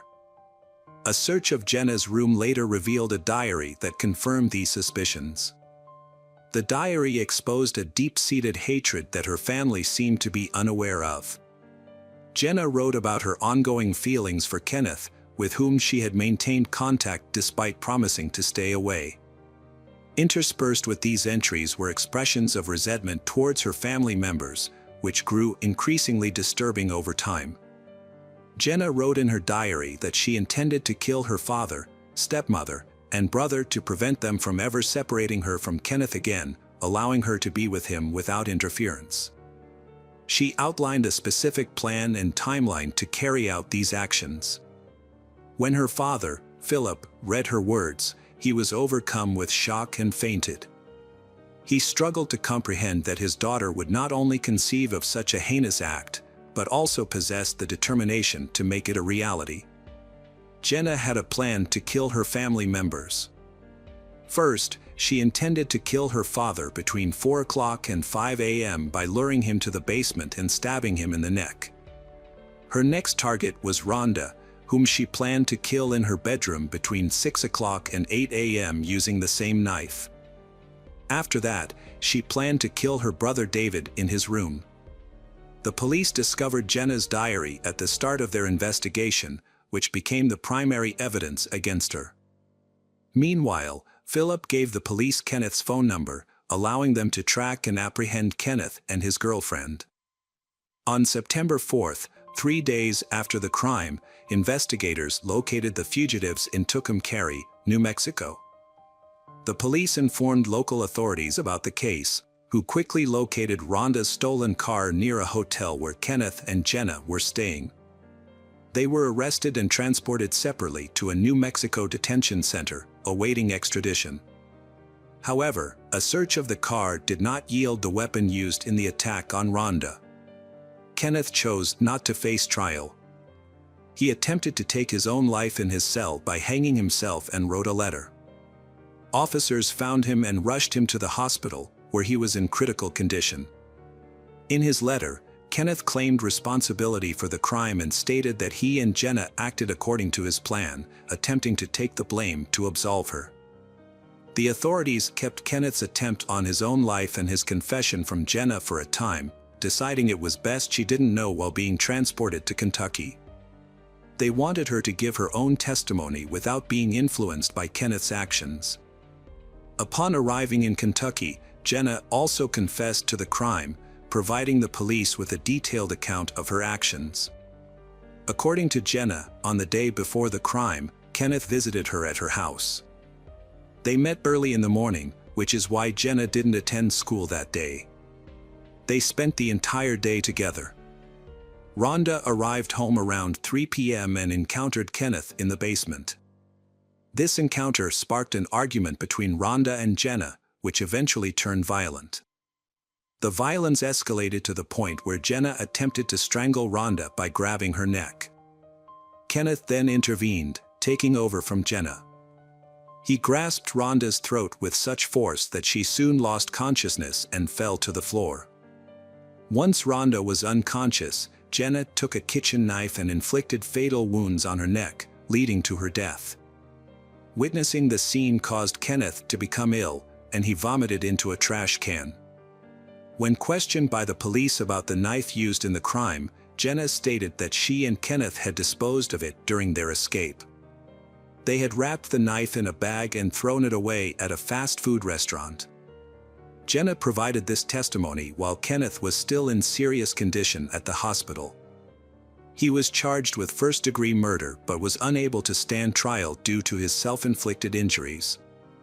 After 6 weeks on life support, he passed away. In October 2019, Jenna was formally charged with her stepmother's death.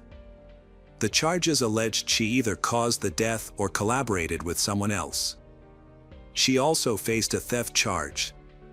Jenna was held without bail at a juvenile detention center. Her father, Philip, stated he didn't care that she was his daughter and felt she didn't deserve his protection after the incident. He hoped Jenna would receive the punishment she deserved.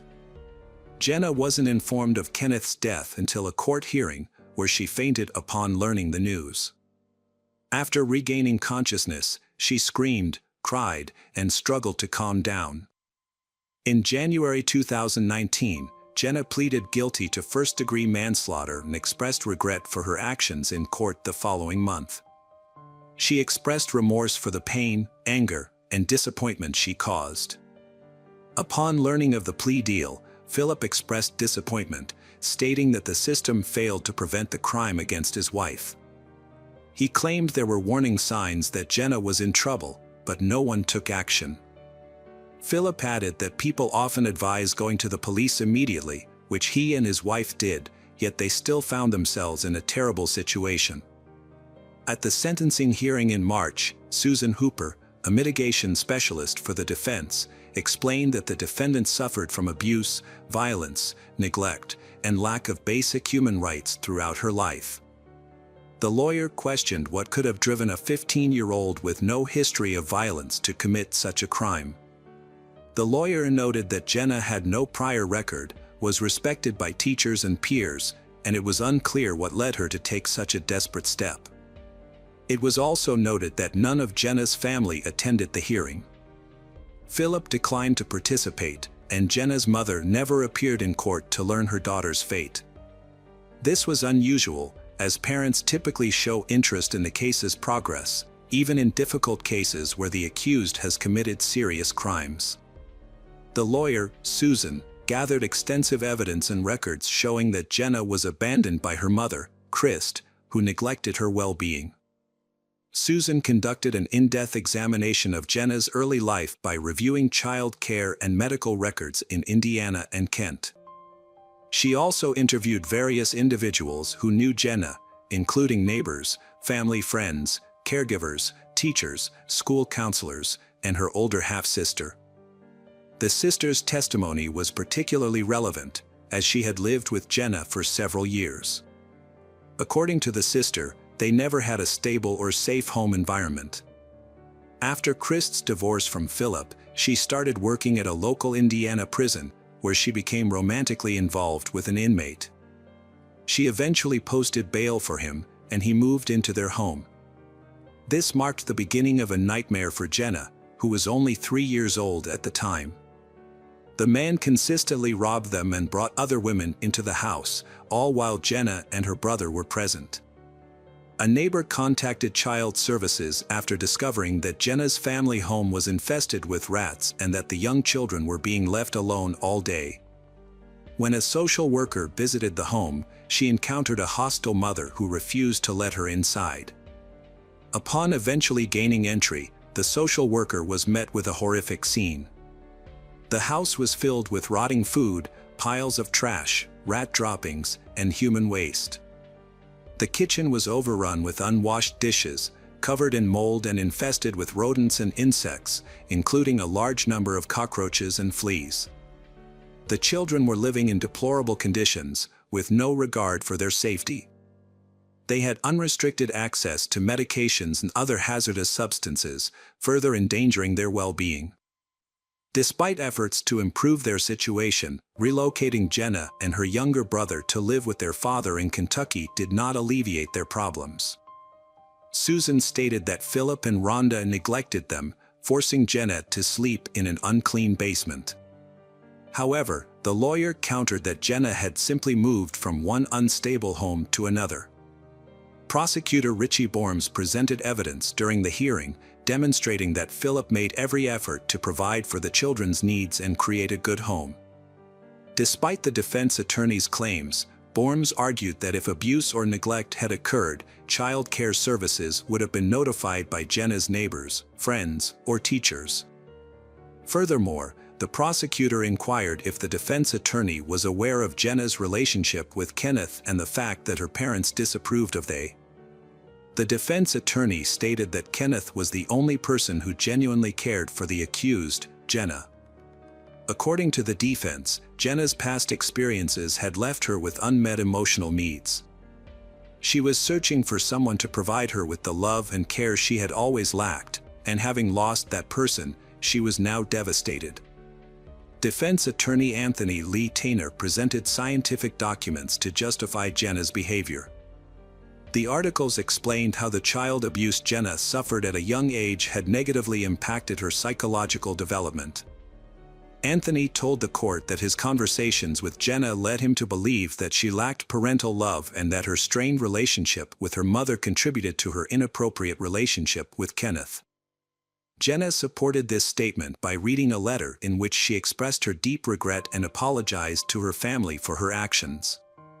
She acknowledged the pain she had caused Rhonda's family and friends and claimed that she had since become a completely different person, distinct from the Jenna who committed the crime.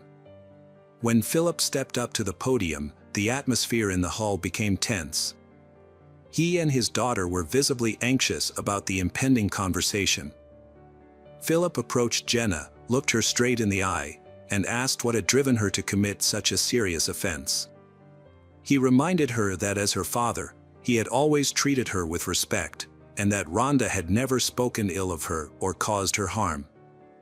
Philip explained that when they took Jenna in, it was to give her a better life, and that Rhonda had cared for her like her own daughter.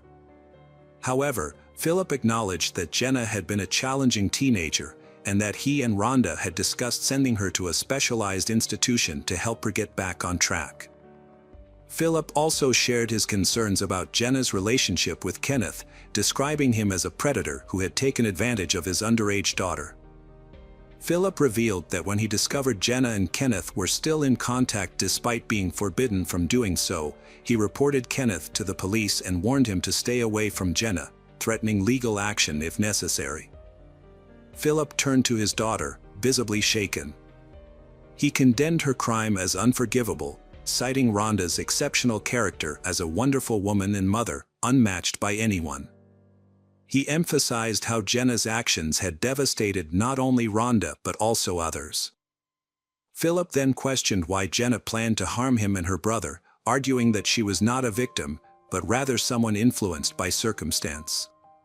Despite this, he concluded by reaffirming his love for her, saying that regardless of her actions, she would always be his daughter. Jenna, overwhelmed, burst into tears, shouting at her father that she never felt part of the family and had never experienced his love.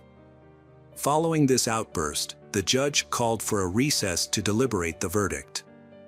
On March 27, 2019, the verdict was announced. Jenna Oakley was sentenced to 15 years in prison, with 10 years for first-degree murder and 5 years for car theft. She would be eligible for parole in 2034. This case served as a reminder that justice, though sometimes delayed, ultimately prevails, and those who commit heinous crimes will face their due punishment.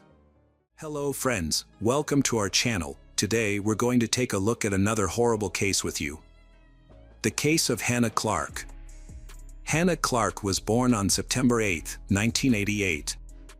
By 2020, she was a devoted mother of 3 young children, 2 sweet girls, Aaliyah and Liana, and a rambunctious boy named Trey. Hannah's loved ones remember her as a kind and gentle soul with a bright smile that could light up anyone's heart. She was a selfless and caring mother who gave her all to her children. Hannah's family life was marked by her relationship with her ex-husband, Rowan Baxter, a rugby player for the New Zealand Warriors team. Despite their significant age difference, they formed a strong bond, which deepened over time. Sue Clark, Hannah's mother, struggled to accept Rowan, but Hannah refused to listen to her concerns. People close to Rowan shared negative opinions about him. Sue, Hannah's mother, had a nagging feeling that something was off about Rowan. She perceived him as arrogant and self-centered, which made her uneasy. She was also concerned about the significant age gap between Rowan and Hannah. When they first met, Hannah was a recent graduate, while Rowan was 31 years old. Additionally, Rowan's past relationships were a worry for Sue, particularly since he was still in the process of divorcing his previous wife and was living with her at the time. When Hannah introduced Rowan to her parents, they questioned him about his ex-wife. Rowan explained that he was staying with her due to their son. Eventually, Rowan finalized his divorce and continued his relationship with Hannah. In 2011, he proposed to her, and she accepted. They got married in Kingsley, New South Wales, Australia. The following year, they had 3 children together. Hannah and her family, including her father Rowan, were passionate about sports. However, Rowan's muscular physique, developed during his professional athlete days, was partly due to steroid use, which led to mental health issues. As a personal trainer, Hannah's approach differed from her father's. She was loved by her clients for her kindness, empathy, and dedication, earning her a loyal following. Rowan's approach to training was unique, but his behavior was marred by aggression and inappropriateness, likely caused by steroid use. This made him a poor trainer, as clients don't need someone who makes them feel uncomfortable. Rowan struggled to communicate effectively with people, which negatively impacted his career and finances. As a result, his wife Hannah had to become the primary breadwinner, which further irritated Rowan. He felt emasculated by her success, as she was doing a better job than he was.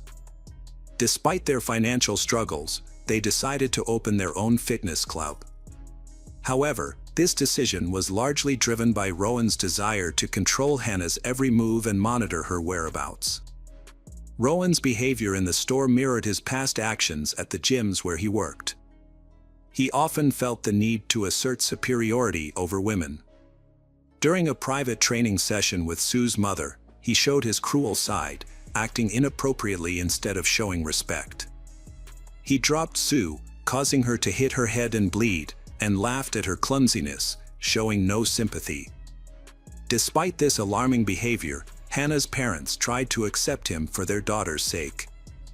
Rowan's control over Hannah was all-encompassing, and he isolated her from her family and friends. He dictated who she could see and when, and even forbade the children from visiting their grandmother and Hannah from communicating with her brother, whom he disliked. As a result, Hannah felt trapped and enslaved, confined to the walls of her own home. Rowan's behavior towards Hannah was also emotionally and physically abusive. He would demand intimacy from her, and if she refused, he would become enraged, taking out his anger on her and the children. After forcing himself on her, he would then apologize insincerely, attributing his behavior to a burst of passion. Hannah's life was slowly under the constant control and cruelty of her husband, Rowan. Their marriage, once filled with love and passion, had degenerated into a nightmare of fear and submission. Rowan's tyrannical behavior had created a toxic environment, where Hannah lived in constant terror of his wrath. Rowan's cruelty was not limited to Hannah, he also targeted their children. While some playful exchanges between parents and children are normal, Rowan frequently crossed the line, intentionally hurting and belittling them. When the children cried, he would mock them, showing no empathy or respect for their feelings. For example, a conflict between Rowan and his daughter Aaliyah turned disastrous when Rowan used excessive force, causing Aaliyah to hit her head. The injury was severe enough to require hospitalization and stitches. Instead of taking responsibility and apologizing, Rowan blamed Aaliyah for the incident. This was not an isolated incident, as Rowan had a history of tormenting his children. As an athlete, he would take ice baths after training, but he would also force his children, including his young son Trey, to sit in icy water, disregarding their tears and pleas for mercy. In the same year, Hannah's life took a drastic turn for the worse. Rowan, who had recently become interested in jiu-jitsu, returned home from a training session one day, still pumped up with adrenaline. Without warning, he physically attacked Hannah, grabbing her throat with a tight grip and uttering terrifying words. Consumed by fear, Hannah didn't immediately recognize that she was experiencing domestic violence. However, this incident was far more frightening than anything she had previously endured. As a result, Hannah made up her mind to leave Rowan at the earliest chance. After reaching out to the police, she provided a detailed account of the horrific experience to the officer. The police officer informed Hannah that forcing an intimate relationship without consent is a form of domestic violence. This conversation was a turning point for Hannah, helping her understand the situation and prompting her to take immediate action. She quickly gathered her children and left for her parents' house, trying to escape the abusive situation. Although their divorce was not yet finalized in November 2019, Hannah made the decision to allow Rowan to spend time with their children. However, she was aware that she had no legal authority to control this arrangement without a court's intervention. Even so, Hannah was still uneasy about leaving the children in Rowan's care. To fix his problem, Rowan was struggling to cope with his emotions and sought help from his church's pastor, Christopher. Christopher was a kind and supportive person who was always willing to listen. However, as Rowan began to open up to him, Christopher noticed some disturbing traits. Rowan had a desire for dominance and control, which he occasionally revealed when his confidence faltered. During one of these moments, Rowan confessed to Christopher that he was aware his actions were wrong and wanted to change, but didn't know how. Rowan's admission was a crucial step towards reform, and Christopher's guidance could have been instrumental in helping him. However, before progress could be made, a shocking event occurred. Hannah and her children were walking down the street when Rowan suddenly appeared out of nowhere, grabbed their daughter Lion, and disappeared. Hannah's life was turned upside down by unbearable anxiety and fear for her daughter Lion's safety. For 2 agonizing days, she had no idea where Lion was, and her distress grew by the minute. Hannah turned to the police, who launched a search and eventually found Lion safe and sound with her father. Although Lion was unharmed, the traumatic experience left a lasting impact on Hannah. The police, recognizing the danger that Hannah and her children faced, urged her to file a police report against her ex and obtain a protection order. However, despite the problems her ex, Rowan, had caused, he still had joint custody of the children, which he used to continue manipulating and abusing Hannah. After a meeting with Rowan, the children were returned to Hannah's parents. However, before leaving, Rowan attempted to humiliate Hannah by displaying pictures of her in her underwear on his car, in plain sight of their children. Hannah, enraged, tried to remove the photos, but Rowan responded violently. He grabbed her shoulder, twisted her arm, and punched her in the face, splitting her lip. The attack was only stopped when Hannah's mother, Sue, intervened. As Rowan drove away, he yelled insults. Hannah, traumatized, immediately reported the incident to the police, as it was a clear violation of the protection order. Unfortunately, the authorities were unable to respond in time, which ultimately led to a tragic outcome.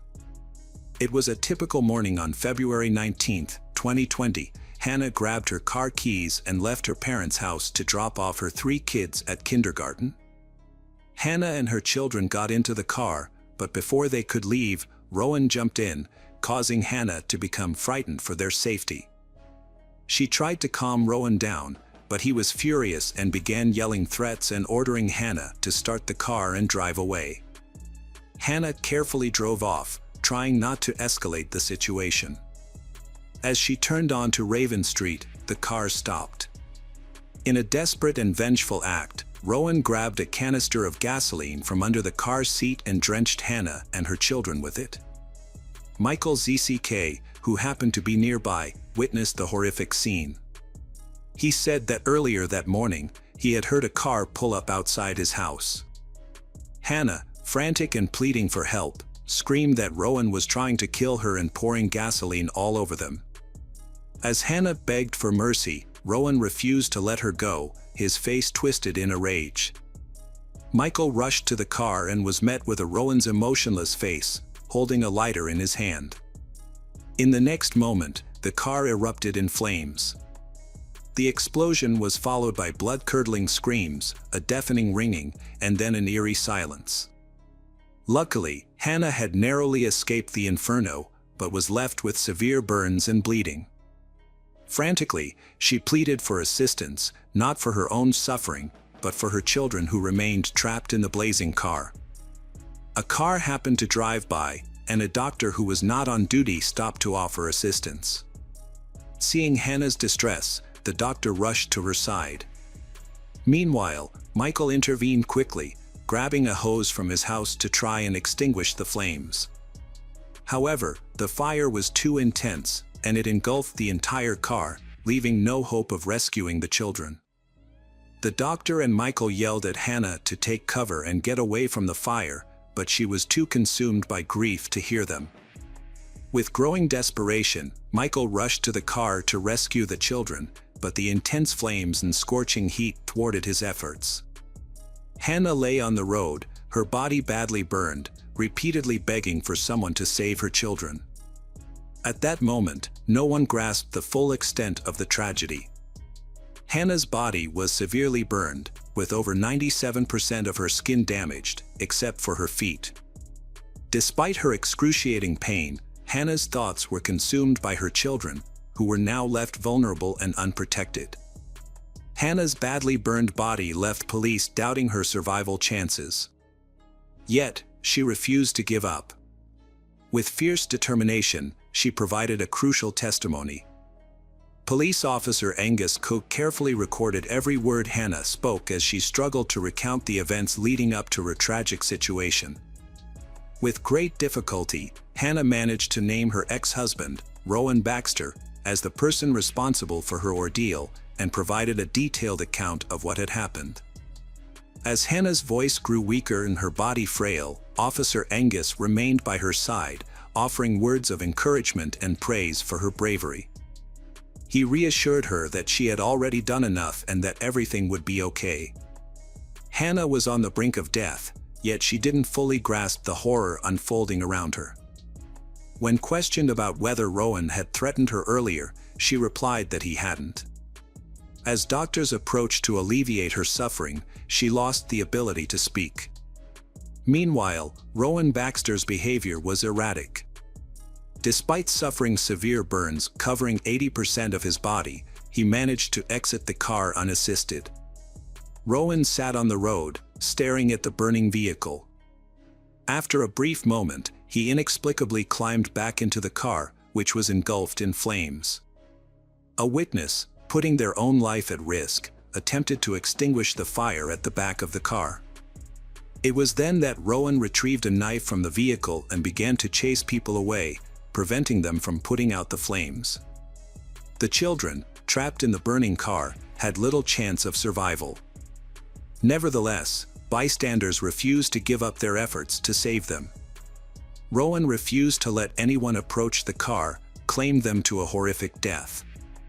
In a final, selfish act, he stabbed himself with the knife. Despite her own life-threatening injuries, her primary concern was for the health of her children and her desire to reveal the truth. Tragically, Hannah passed away in the hospital on the same day, at the young age of 31. Hannah was a victim of severe domestic violence, which also affected her children. She fought tirelessly to protect her family from their abuser, but sadly, her efforts were ultimately unsuccessful. Throughout her daily struggles, Hannah showed immense courage, standing up for her loved ones despite the numerous challenges she faced. For days later, a massive gathering took place to pay tribute to Hannah and her children. A lasting memorial, Hannah's House, was also created in Camp Hill, where a tree planting ceremony was held in her honor, accompanied by a plaque that tells the story of her life. Hello friends, welcome to our channel. Today we're going to take a look at another horrible case with you, the case of Su Xingqi. Tam Xing Fai, a 43-years-old faculty member, was noticeably absent from work, sparking concern among his colleagues. On July 4th, a coworker named Ma tried to reach him on his mobile phone at 11 a.m., but there was no answer.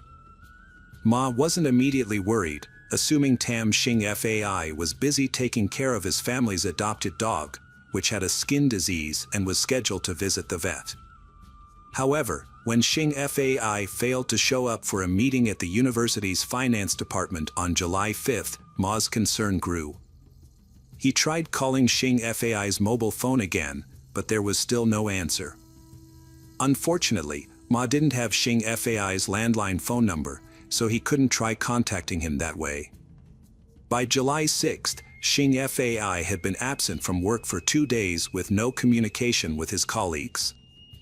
One of his co-workers finally reported the situation to the finance department, which prompted Xing Fai's superiors to call his landline phone. Unfortunately, no one answered that call either. The police contacted the library where Helen Tong Yin-yi, the 33-year-old wife of the missing man. Library staff reported that she was also absent from work without prior notice. They, originally from Zhongshan in Guangdong Province, China, had been married for 11 years and had 2 daughters, Hiu Man, 10, and Hiu Ing, 7 years old. Despite their difficult living conditions and financial struggles, the family was known to be kind, happy, and cheerful. They lived in an abandoned recycling station on Waju South Road, but Xing Fai often took his daughters on outings to have fun in town. Their children were well behaved, and the family seemed to be a happy one. Given their circumstances, it was possible that the family had decided to take a vacation together. However, something unexpected must have happened, preventing them from returning. Xing Fai's colleagues repeatedly tried to contact him by phone, hoping for a response. Eventually, someone answered, but to their surprise, it was a middle-aged man with an unfamiliar voice, not a member of the family. A man claiming to be Xing Fai's cousin called his workplace, stating that the family had taken a summer vacation to Guangdong Province in mainland China. He allegedly received Xing Fai's phone for safekeeping, but couldn't provide a return date for the family. However, the call only heightened suspicion among Xing Fai's co-workers. They found it out of character for Xing Fai to suddenly leave without notice, as he was a diligent and organized person. If he planned a vacation, he would have arranged it with his children's school in advance. Moreover, the family was responsible for 9 stray dogs, raising concerns about who would care for them. Xing Fai's family situation also raised questions. His father, a sailor, had gone missing, and his mother was living in a nursing home due to illness. Xing Fai regularly visited her every week, making it unlikely that he would abandon her to go on vacation. Eventually, the police were called. One of Xing Fai's colleagues accompanied them to his home, an abandoned recycling station in Pingqi village. During the trip, a suspicious person was spotted. A short man was seen from a distance near the Xing Fai family's fence before quickly disappearing. Initially, no attention was paid to this, and they continued on. Upon arrival, they found the gate to Xing Fai's home locked. The police investigated the property and interviewed the neighbors. The abandoned recycling station covered a large area of approximately 450 square meters, but most of it was empty space, about 350 square meters of flower beds. The construction area was only about 90 square meters, and the building was constructed illegally. The original owner had built several tin houses on the site, using it as a waste recycling facility. A stone house on the opposite side was used as a pig farm, with very few people living in the area. As a result, the police only had one neighbor to question, an elderly woman named Wang who lived alone across the street. Wang claimed to have known the family's schedule and reported that they usually tended to their garden in the afternoon. Su Wang had limited knowledge of the family's personal lives, mainly due to their remote location. She was aware that the family didn't receive many visitors, and the only relative she knew of was Xing Fai's cousin, Su Xingqi. Wang didn't have information about Su Xingqi's address or that of Xing Fai's uncle, who supposedly lived in a nearby stone house. When the police questioned Xing Fai's colleague, they learned that a cousin had answered Xing Fai's phone, leading the police to believe it was Su Xingqi. However, Wang clarified that she didn't know Su Xingqi's address. She did report hearing cries for help from the house on July 5th. In response, the police conducted door-to-door inquiries in Pingqi village and eventually tracked down a man matching Wang's description at a stone house on Huazhu Road. The man, 42 years old Zhu Shenqi, confirmed that he was Xing Fai's cousin and stated that he occasionally visited the family home to help with renovations and gardening. When questioned about the phone call, Zhu Shenqi maintained that the family had gone on vacation to China. On July 5, Xing Fai visited his mother at the nursing home and then returned home to inform Zhu Shenqi that he planned to travel to Danyuan, China for a few days. Due to the high roaming fees, Xing Fai asked Zhu Shenqi to hold on to his Hong Kong mobile phone until he returned. The person seen fleeing the scene by police and Xing Fai's colleague was actually Zhu Shenqi, who was leaving after feeding the family dogs. Zhu Shenqi's behavior and expressions were observed, and he appeared to be telling the truth. His story seemed consistent, and there were no obvious discrepancies. When asked if he had a key to the family home, Zhu Shenqi denied it. Despite finding Zhu Shenqi, the police continued their investigation. Going door to door in the village. A local resident reported a stranger borrowed money from a villager, leading to a heated argument. The villager threatened to seek compensation from Xing Fai's family, who were struggling financially due to his mother's hospitalization and existing debts. The villagers initially believed the stranger was not Zhu Shenqi, but they suspected the family might be hiding to escape their debts. However, when the police inquired about Zhu Shenqi, the villagers revealed that he had been dishonest. They confirmed that Zhu Shenqi regularly visited the Xing Fai's home to perform maintenance and repairs, and he was always able to enter the house on his own, even when no one else was present. This information led the police to conclude that Zhu Shenqi must have had a key or access to the home Xing Fai's. In fact, he did have a key, which Xing Fai had given to him, as witnessed by Wang. When the police asked Zhu Shenqi for the key, he initially denied owning one, claiming he used a spare key for renovations that he had returned. However, his demeanor had changed, and he was avoiding key details. When the police threatened to search his home, Zhu Shenqi became agitated and suddenly remembered another house key that he had not returned. He retrieved the key from his dresser and handed it over to the police. Although Zhu Shenqi's behavior was suspicious, there was no direct evidence linking him to the family's disappearance. As a result, the police placed him under surveillance while continuing their investigation. During their investigation, police used a spare key to enter the home, where they found a scene of disarray and evidence of a ransacking. Fresh blood stains on the walls suggested that a violent incident had occurred on the property. The presence of a sink full of dirty dishes in the kitchen raised suspicions about the family's claim to have traveled to China, as it seemed unlikely they would have left their home in such a state before departing. A search of the master bedroom turned up the family's identification cards in a dresser, which prompted the lead investigator to contact the border crossing office. The office reported that the family had not left Hong Kong. Further investigation of the house uncovered a blood-stained shirt in a side room and a blood-stained plastic water pipe in the corner. Police then deployed sniffer dogs to search for additional evidence and potentially locate the missing family members. The dogs detected a scent and discovered blood stains under recently disturbed soil 9 meters away. Furthermore, despite it being summer vacation, their children, Hiu Man and Hiu Eng, were enrolled in summer school, indicating that the family would not have been on vacation. It became clear that the family had been victims of a crime, so a special team was set up to investigate. Due to the late hour, the police cordoned off the scene, restricted access to Pingqi village. Zhu Shenqi was confined to home.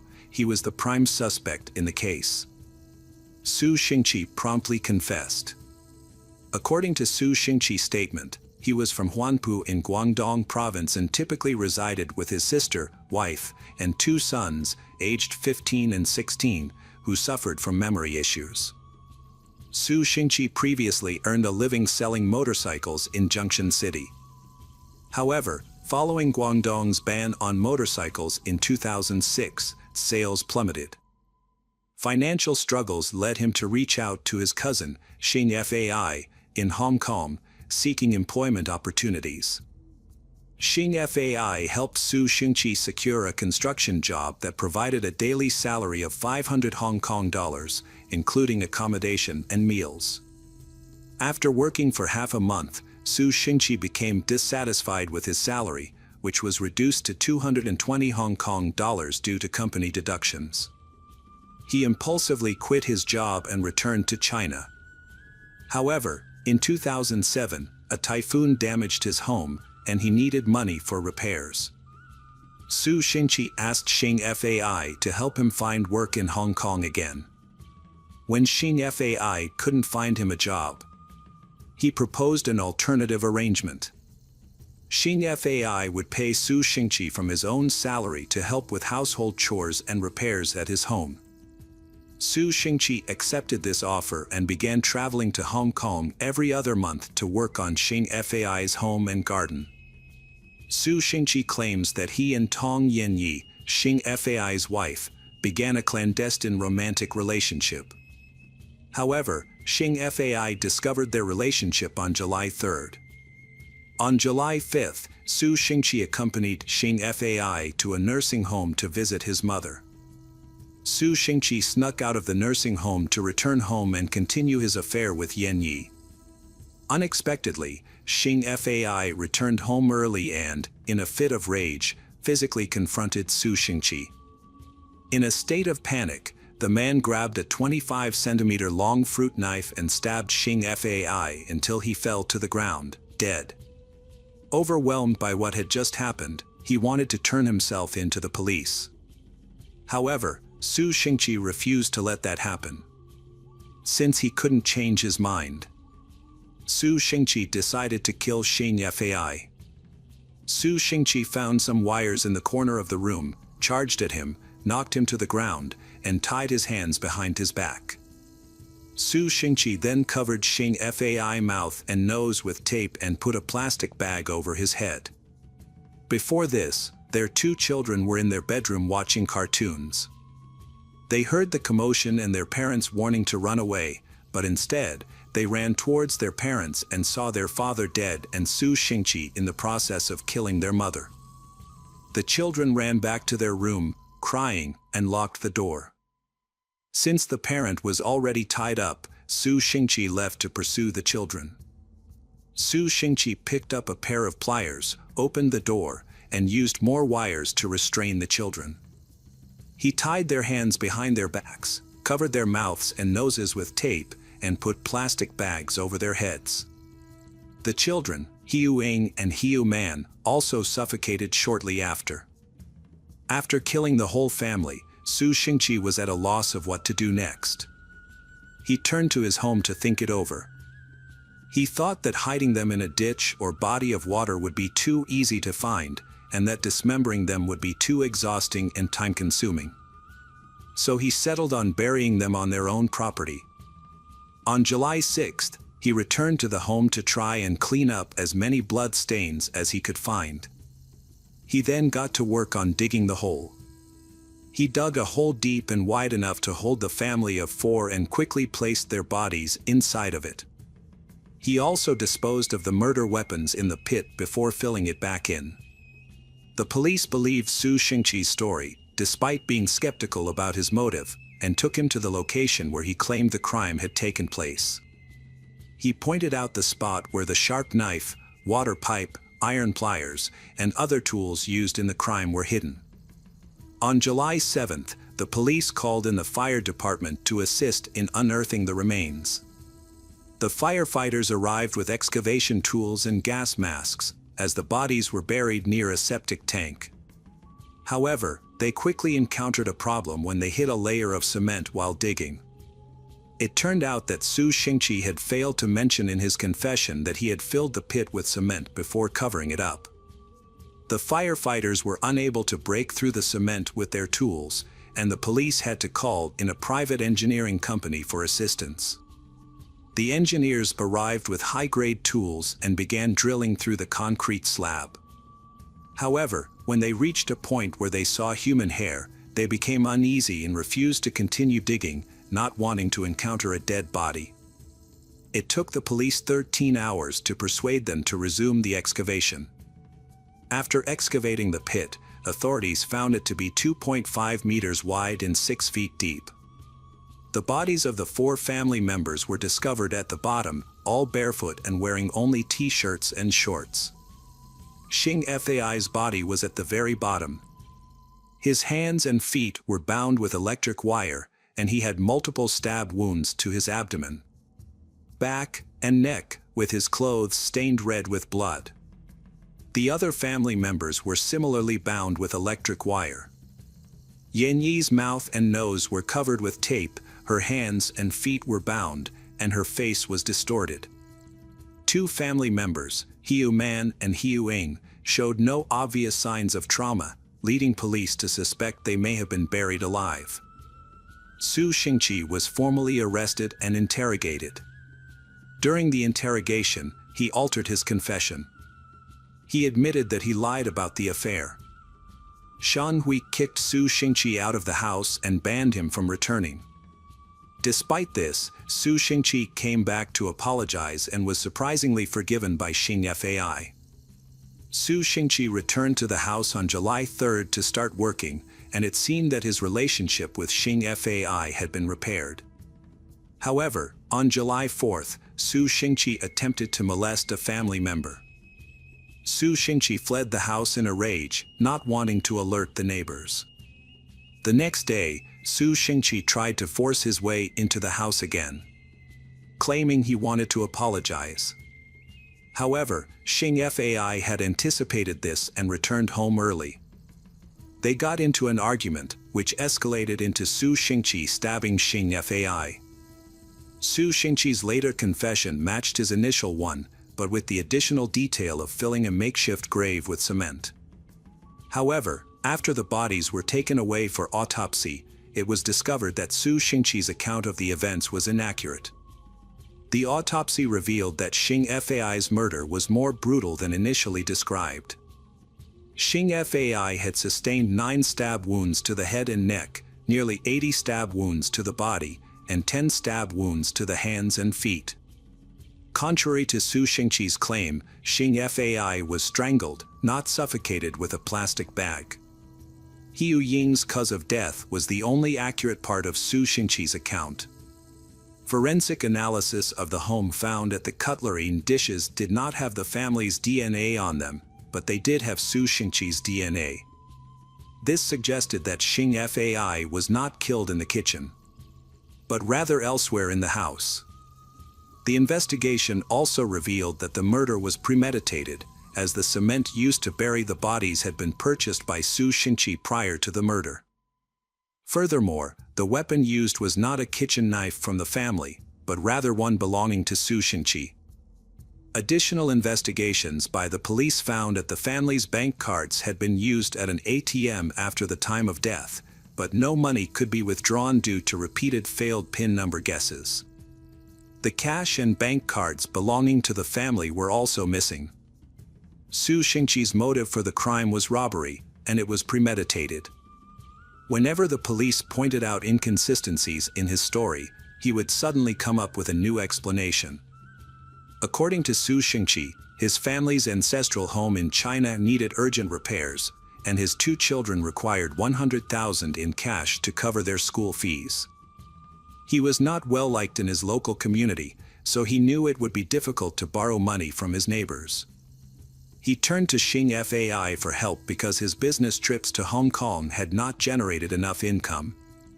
Su Xingqi suspected that Su Xingqi was wealthier than he seemed and that he is very stingy.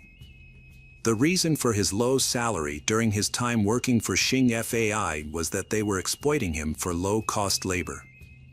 On July 3rd, Su Xingqi traveled to Hong Kong without informing anyone and waited until July 5th, when they had a day off from work. When Xing Fai returned home and found Su Xingqi there, he asked if he needed to cook something, and they men went to the kitchen together. Su Xingqi asked to borrow 1 million Hong Kong dollars, but Xing Fai rejected the request. He explained that he had to use the money for his mother's medical treatment and his daughter's education. However, Su Xingqi didn't believe him and accused Xing Fai of only using him for cost labor. Xing Fai became angry and ordered Su Xingqi to leave. As Xing Fai turned his back, with a concealed knife on, Xingqi attacked him from behind, covering his mouth and stabbing him. Su Xingqi then restrained Hiu Ying and Hiu Man and began searching the house for cash and bank cards.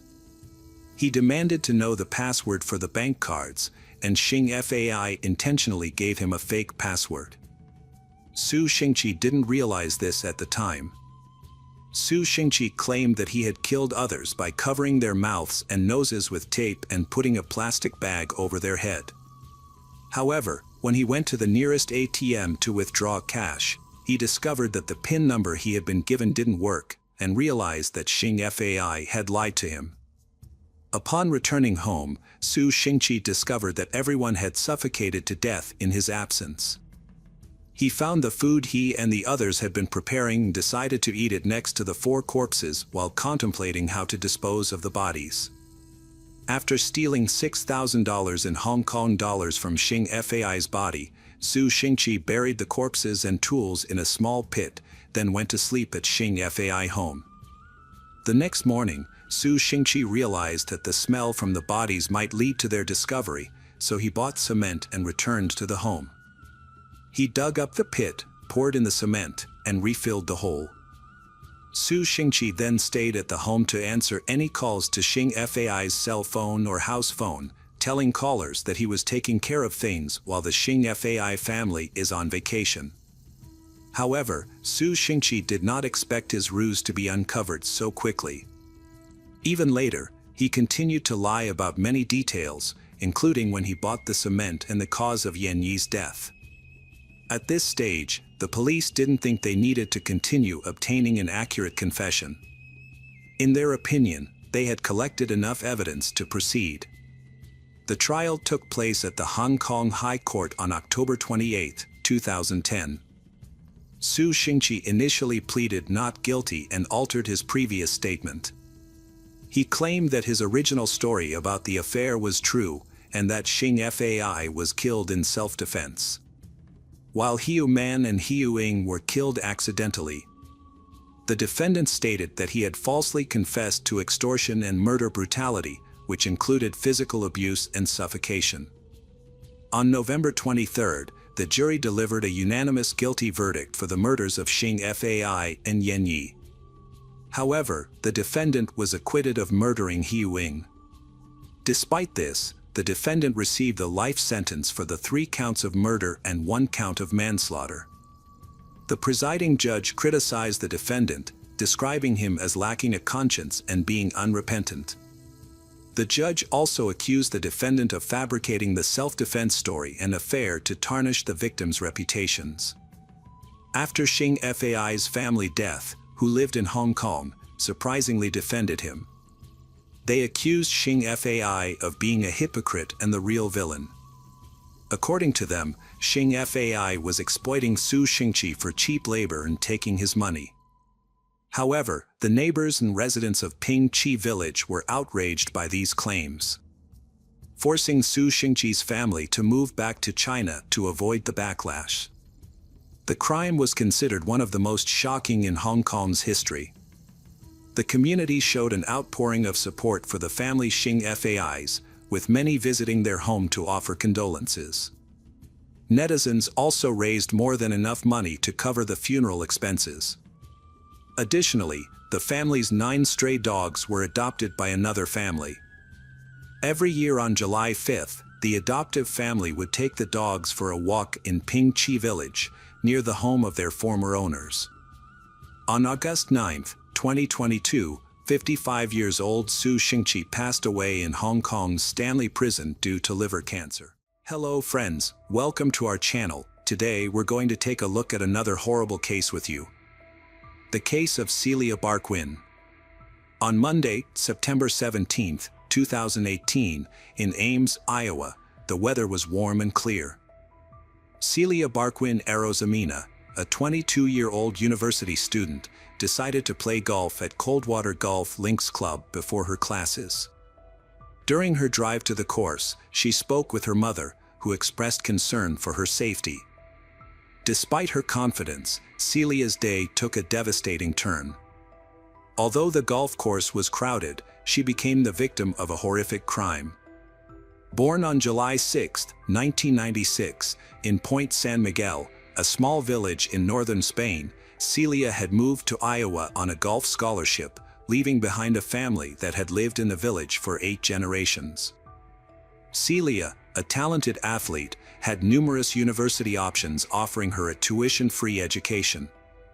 However, she chose to attend a university in Ames, Iowa, a quiet and cozy town with a population of 65,000, which reminded her of her hometown in Spain.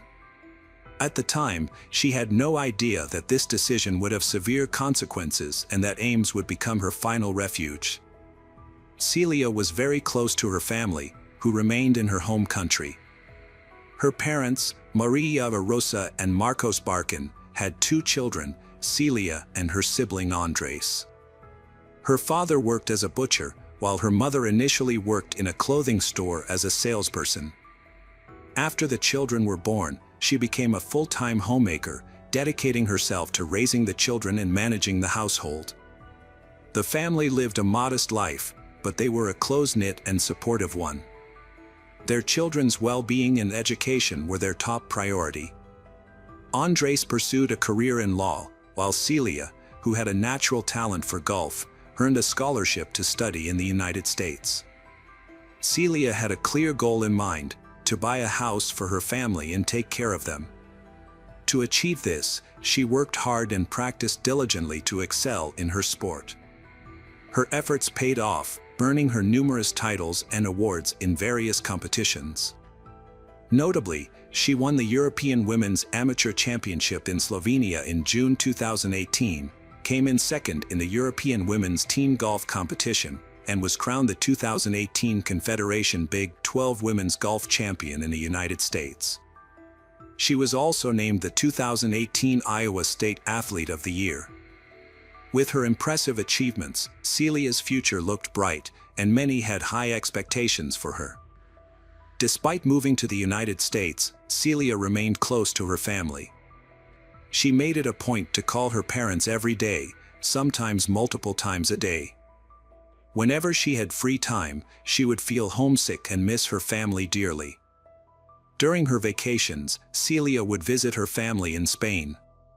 Even on her home country breaks, she continued to work tirelessly to refine her skills. Her mother was a strong supporter of her daughter's passion and often joined her in training sessions.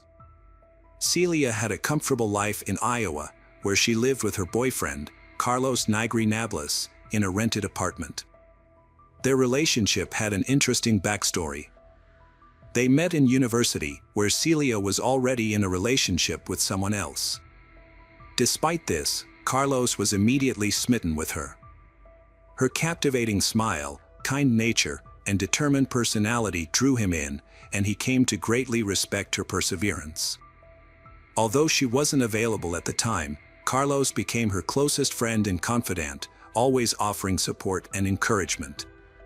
For over a year, Carlos supported his friend Celia through her tumultuous relationship with her boyfriend. When she finally broke up with him, Carlos confessed his long-held feelings to her. After a walk together, Celia revealed her own feelings by pulling Carlos close and kissing him. Overjoyed by her reciprocation, Carlos ran through the dormitory, screaming with happiness. This marked the beginning of their romance. To celebrate, Carlos set off fireworks and sent Celia a heartfelt video, expressing his admiration for her. As their relationship blossomed, they became inseparable. Eventually, they decided to take the next step and move in together. Carlos and Celia were busy preparing for their future together, having already gotten engaged. In May 2017, Carlos graduated from college and landed a job at an engineering firm in Ames. Meanwhile, Celia was nearing the end of her senior year at Iowa State University, where she was also studying civil engineering. After retiring from athletics, Celia had her sights set on a career in engineering, driven by a desire to make a positive impact and prove that women could thrive in a traditionally male-dominated field. Celia spent the summer of 2018 in Spain with her family before returning to Iowa to graduate.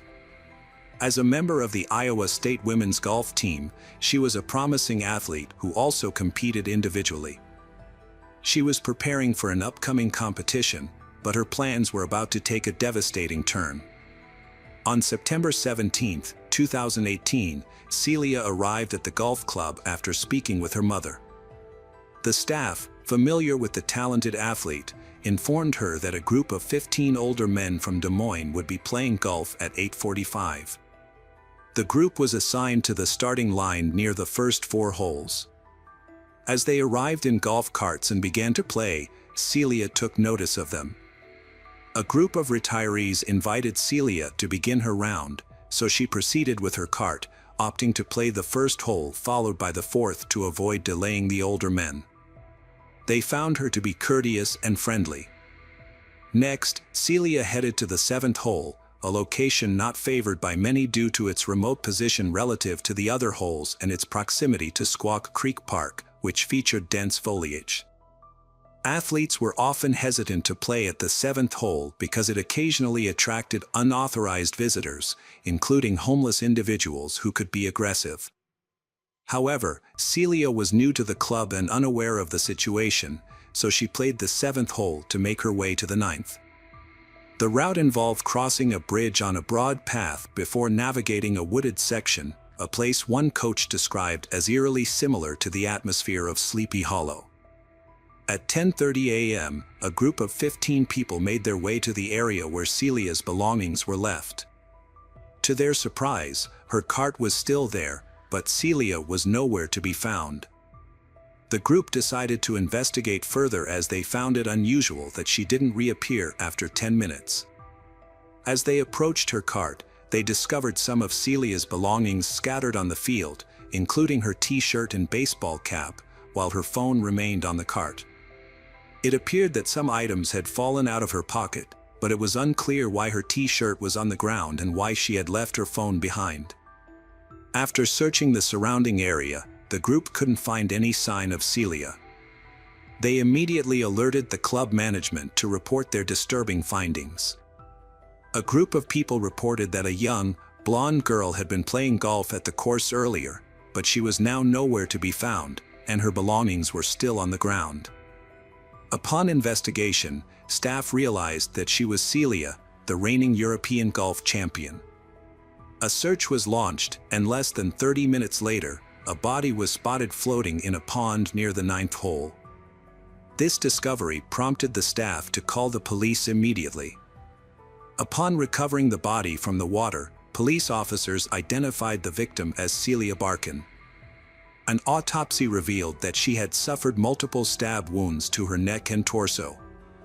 A search dog was brought in and quickly picked up a scent, leading the police to a tent in a wooded area of Squaw Creek Park. Although the tent was empty, it contained bloodstains, suggesting that the perpetrator may have been hiding there.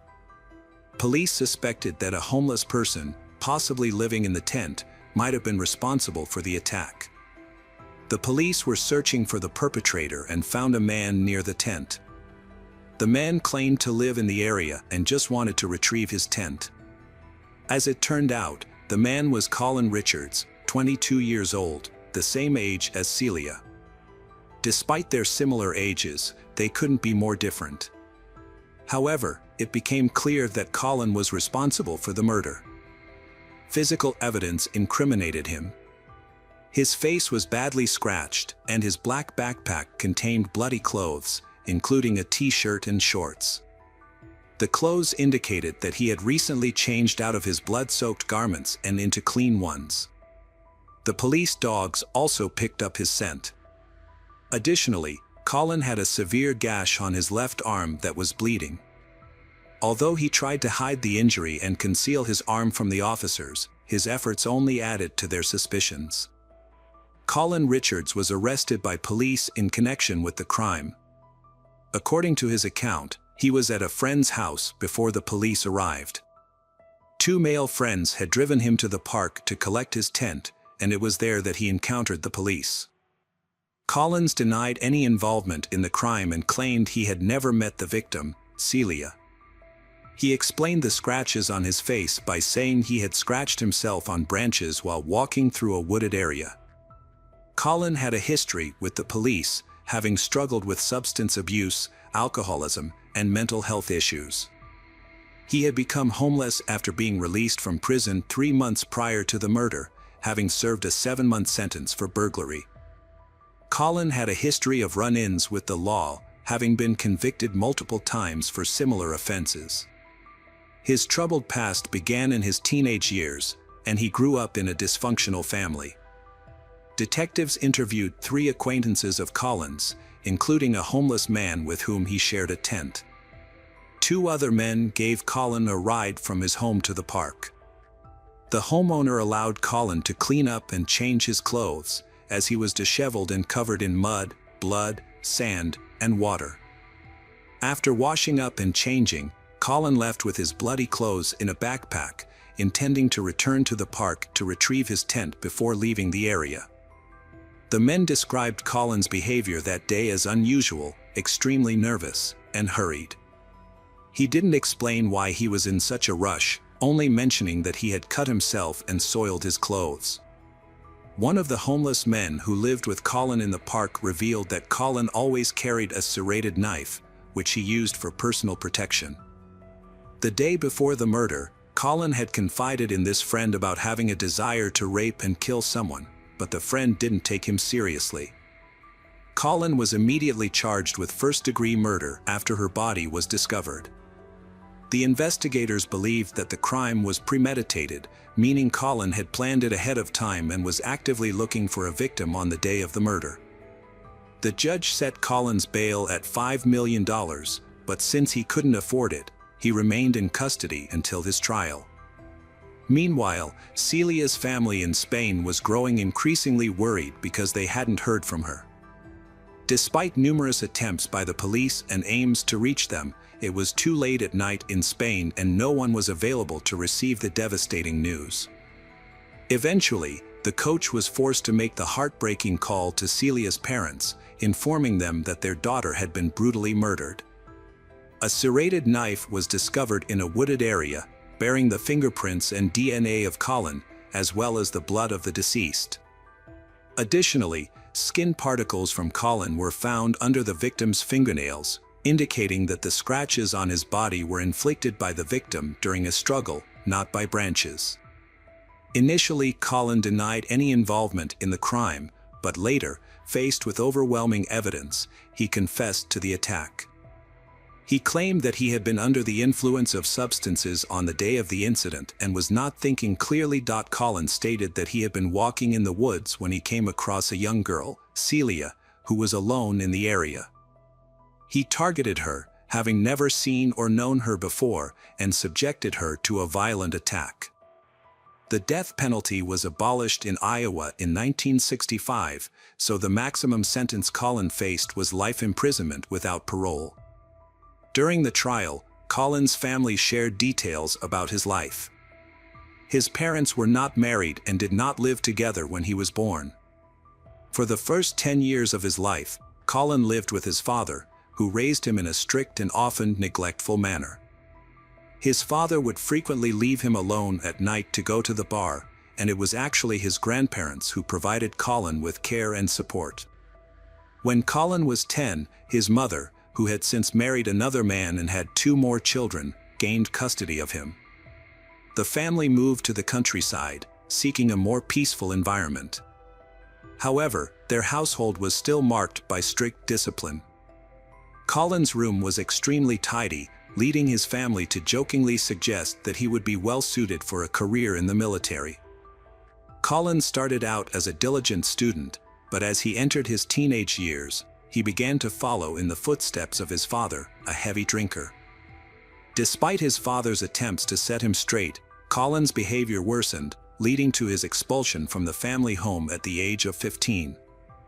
Without a stable support system, Colin fell in with a bad crowd, dropped out of school, and became addicted to substances. At 18, Colin was involved with a girlfriend significantly older than him. However, their relationship turned violent, and he was arrested for domestic abuse in May 2015. He was found guilty and served a 60-day jail sentence.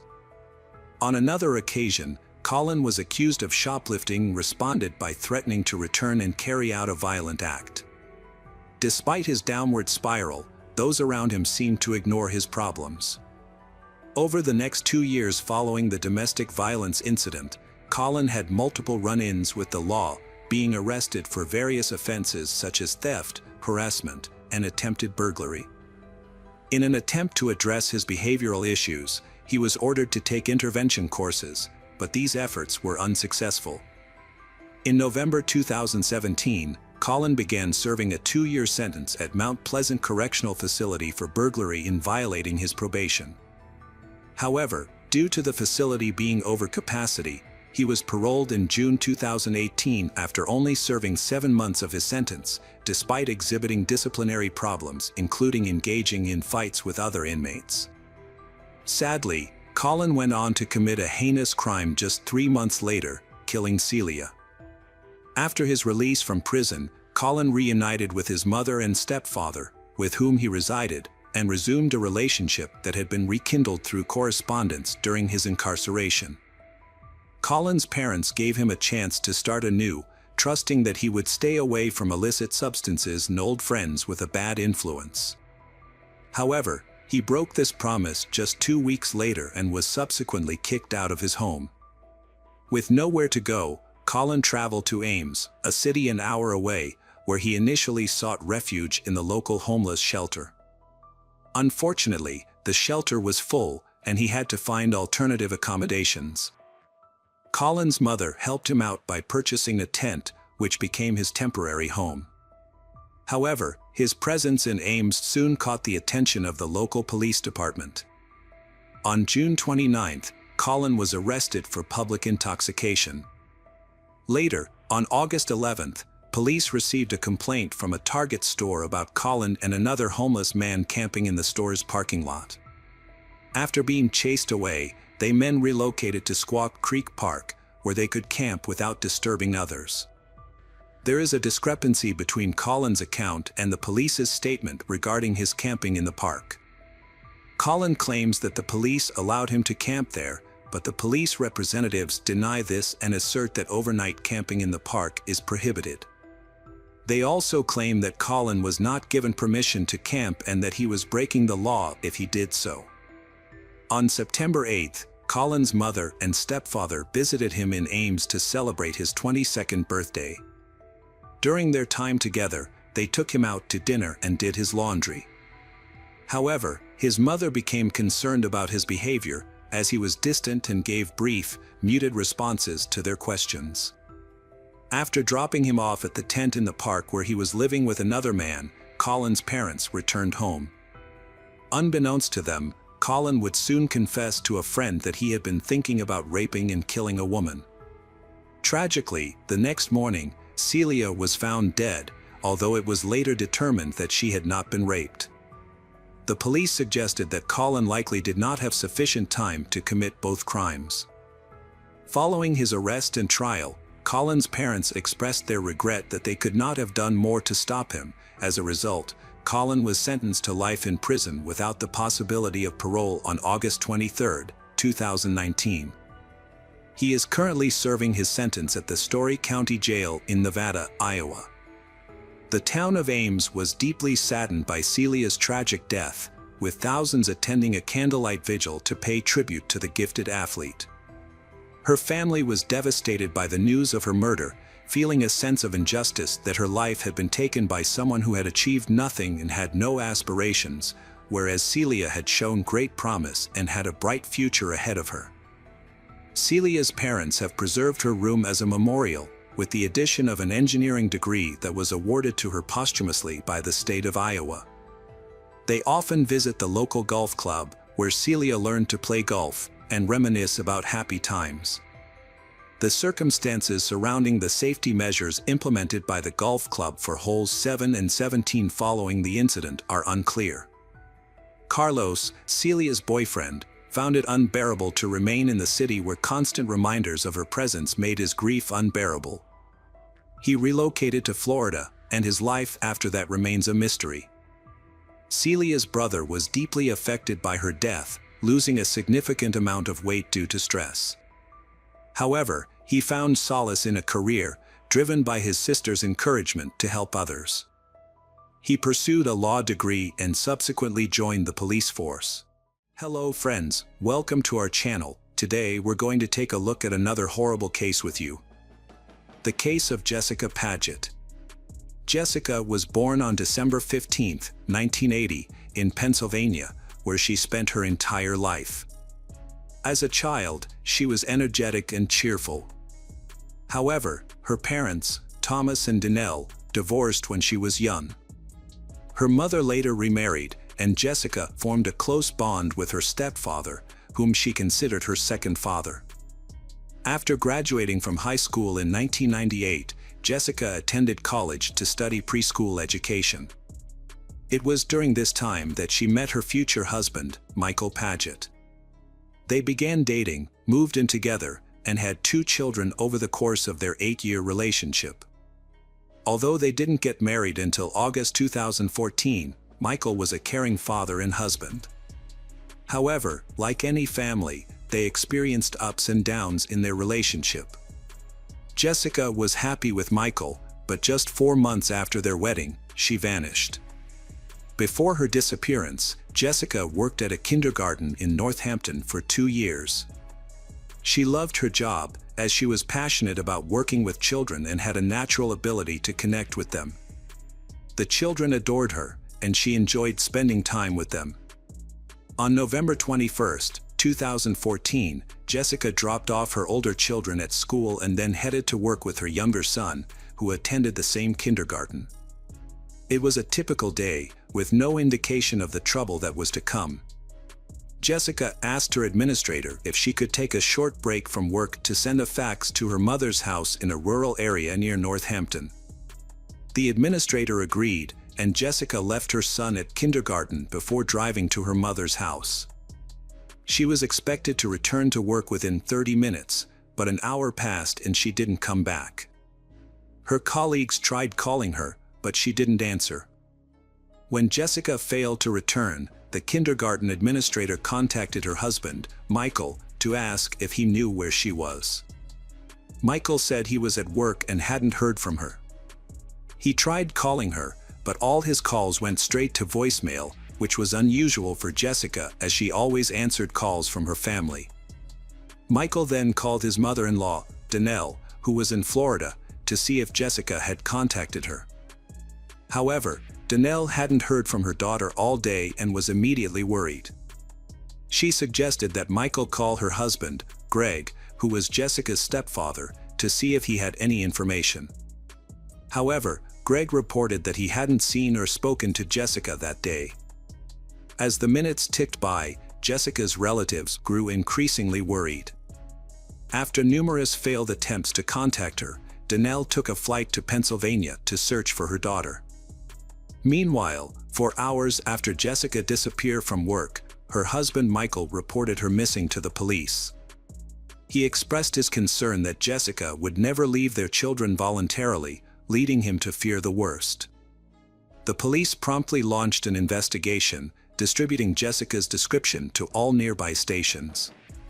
She was described as 5 feet 4 inches tall, weighing 130 pounds, with a footprint tattoo on her shoulder, brown hair, and hazel eyes. At the time of her disappearance, she was wearing gray sweatpants and a black hoodie with the words "Duck, Duck, Goose" on the front and "Staff" on the back. A thorough search of local hospitals and morgues yielded no results. Detectives worked to determine Jessica's whereabouts, interviewing her co-workers in the process. However, everyone they spoke to reported that Jessica had no enemies and was well liked by her colleagues, children, and their parents. According to her co-workers, Jessica seemed fine when she left work at lunchtime, and they noticed nothing unusual about her behavior. 2 hours after Michael reported his wife Jessica missing, the police were able to locate her phone's signal, which indicated that it was approximately 1 mile from the kindergarten where she worked. Although the data was not entirely accurate due to inherent location determination errors, it provided a general area for the police to focus their search. However, by the time they began searching, it was already nighttime. The police found Jessica's car, a white Subaru Outback, in a nearby parking lot. The vehicle was unlocked and empty, with her purse, documents, and bank card still inside. The keys were in the ignition, and her phone was on the passenger seat next to her purse. There were no signs of a crime in the car, leaving the police with several unanswered questions. Where was Jessica, and what had caused her to abandon her car and valuables so close to her workplace? To answer these questions, the police sought CCTV footage. A camera on the back wall of a store across the street had captured the area where Jessica's car was found. After reviewing the footage with the store manager, the police saw Jessica driving into the parking lot at around 1 p.m. She got out of the car and stood by the driver's door for a short time before leaving and not returning. The investigators were baffled by Jessica's disappearance, as she had left behind her documents, phone, and keys. It was unclear whether she had intentionally gone into hiding. Surveillance footage showed Jessica walking between 2 buildings towards another parking lot, where she vanished from view due to the lack of cameras. To get a better look at the footage, the investigators made a copy of the video to review on a larger screen at the police station. The Northampton Police Department, being a small force, enlisted the help of the Pennsylvania State Police to coordinate a search effort. Flyers with Jessica's photo were distributed throughout Northampton and surrounding cities, as well as shared on social media and through local news outlets. State police detectives began reconstructing the events leading up to Jessica's disappearance. They started by re-interviewing the kindergarten staff, who revealed that Jessica had left work to send a fax from her mother's house. The detectives then visited the house, which was approximately 4 miles from the kindergarten, in search of answers. The detectives met with Danelle and her husband Greg at the scene and learned that Jessica had keys to their home and could visit at any time. On the day of her disappearance, both Danelle and Greg had been out, Danelle in Florida and Greg elsewhere, which left uncertainty about Jessica's activities at the house. They also checked Greg's fax machine for records of usage, but found that the device was faulty, which didn't provide any clear information. Jessica might have used another fax machine, but it still didn't explain why she had left her belongings in her car. The detectives decided to speak with Jessica's husband Michael, as husbands are often suspects in such cases. To confirm Michael's story that he was the first to leave the house on the day Jessica disappeared, detectives investigated his claim. It was a possibility they couldn't rule out, as statistically, a significant number of disappearances involve a partner. As they continued the investigation, the police arranged a search party, and local media alerted the public about Jessica's disappearance. Anyone with information was asked to come forward. By this point, 48 hours had passed, but no new leads emerged on Jessica's journey to her mother's house. To aid in their investigation, detectives scoured the route to her mother's house for surveillance cameras. One key location, an Exxon gas station adjacent to the main road leading to the mother's residence, had multiple cameras installed. Given the fact that this gas station was strategically situated on Jessica's stated route, the police logically inferred that if Jessica drove in the direction she said, she would be captured on camera. A review of the recording showed that her car was, indeed, captured driving by at approximately 12:56 p.m. From there, the journey to her mother's house took just a few minutes, suggesting Jessica would need to make the short trip back in order to utilize a functional fax machine, which wasn't operational at her mother's home. While fast-forwarding the tape to find a shot of the vehicle's potential return, detectives made a perplexing observation. The footage shows Jessica's white car speeding through a gas station just 14 minutes later. Notably, the car took a peculiar route, turning towards the gas station and continuing onto the other side without stopping, before heading towards the city center, where the car was later abandoned in a parking lot. Given her rapid pace, the likely reason for this unusual detour was a red traffic light at the intersection, which Jessica may have attempted to avoid by cutting through the gas station. From there, she drove onto a different road where the light was green and eventually left her car in the parking lot, where a police officer discovered it later. However, a surprising detail emerged upon closer inspection of the footage. Jessica, who was 5 feet 4 inches tall and 130 pounds, appeared to be much shorter and lighter than the person seen exiting her car. Measuring against the known height of the car, experts estimated that this person stood between 5 feet 11 inches and 6 feet 3 inches tall. Moreover, during their examination of the abandoned car, the police noticed that the driver's seat was pushed forward, which would make it uncomfortable for someone taller than 5 feet 11 inches to operate the vehicle comfortably. The police initially found it suspicious that the driver's seat was positioned for someone of Jessica's height.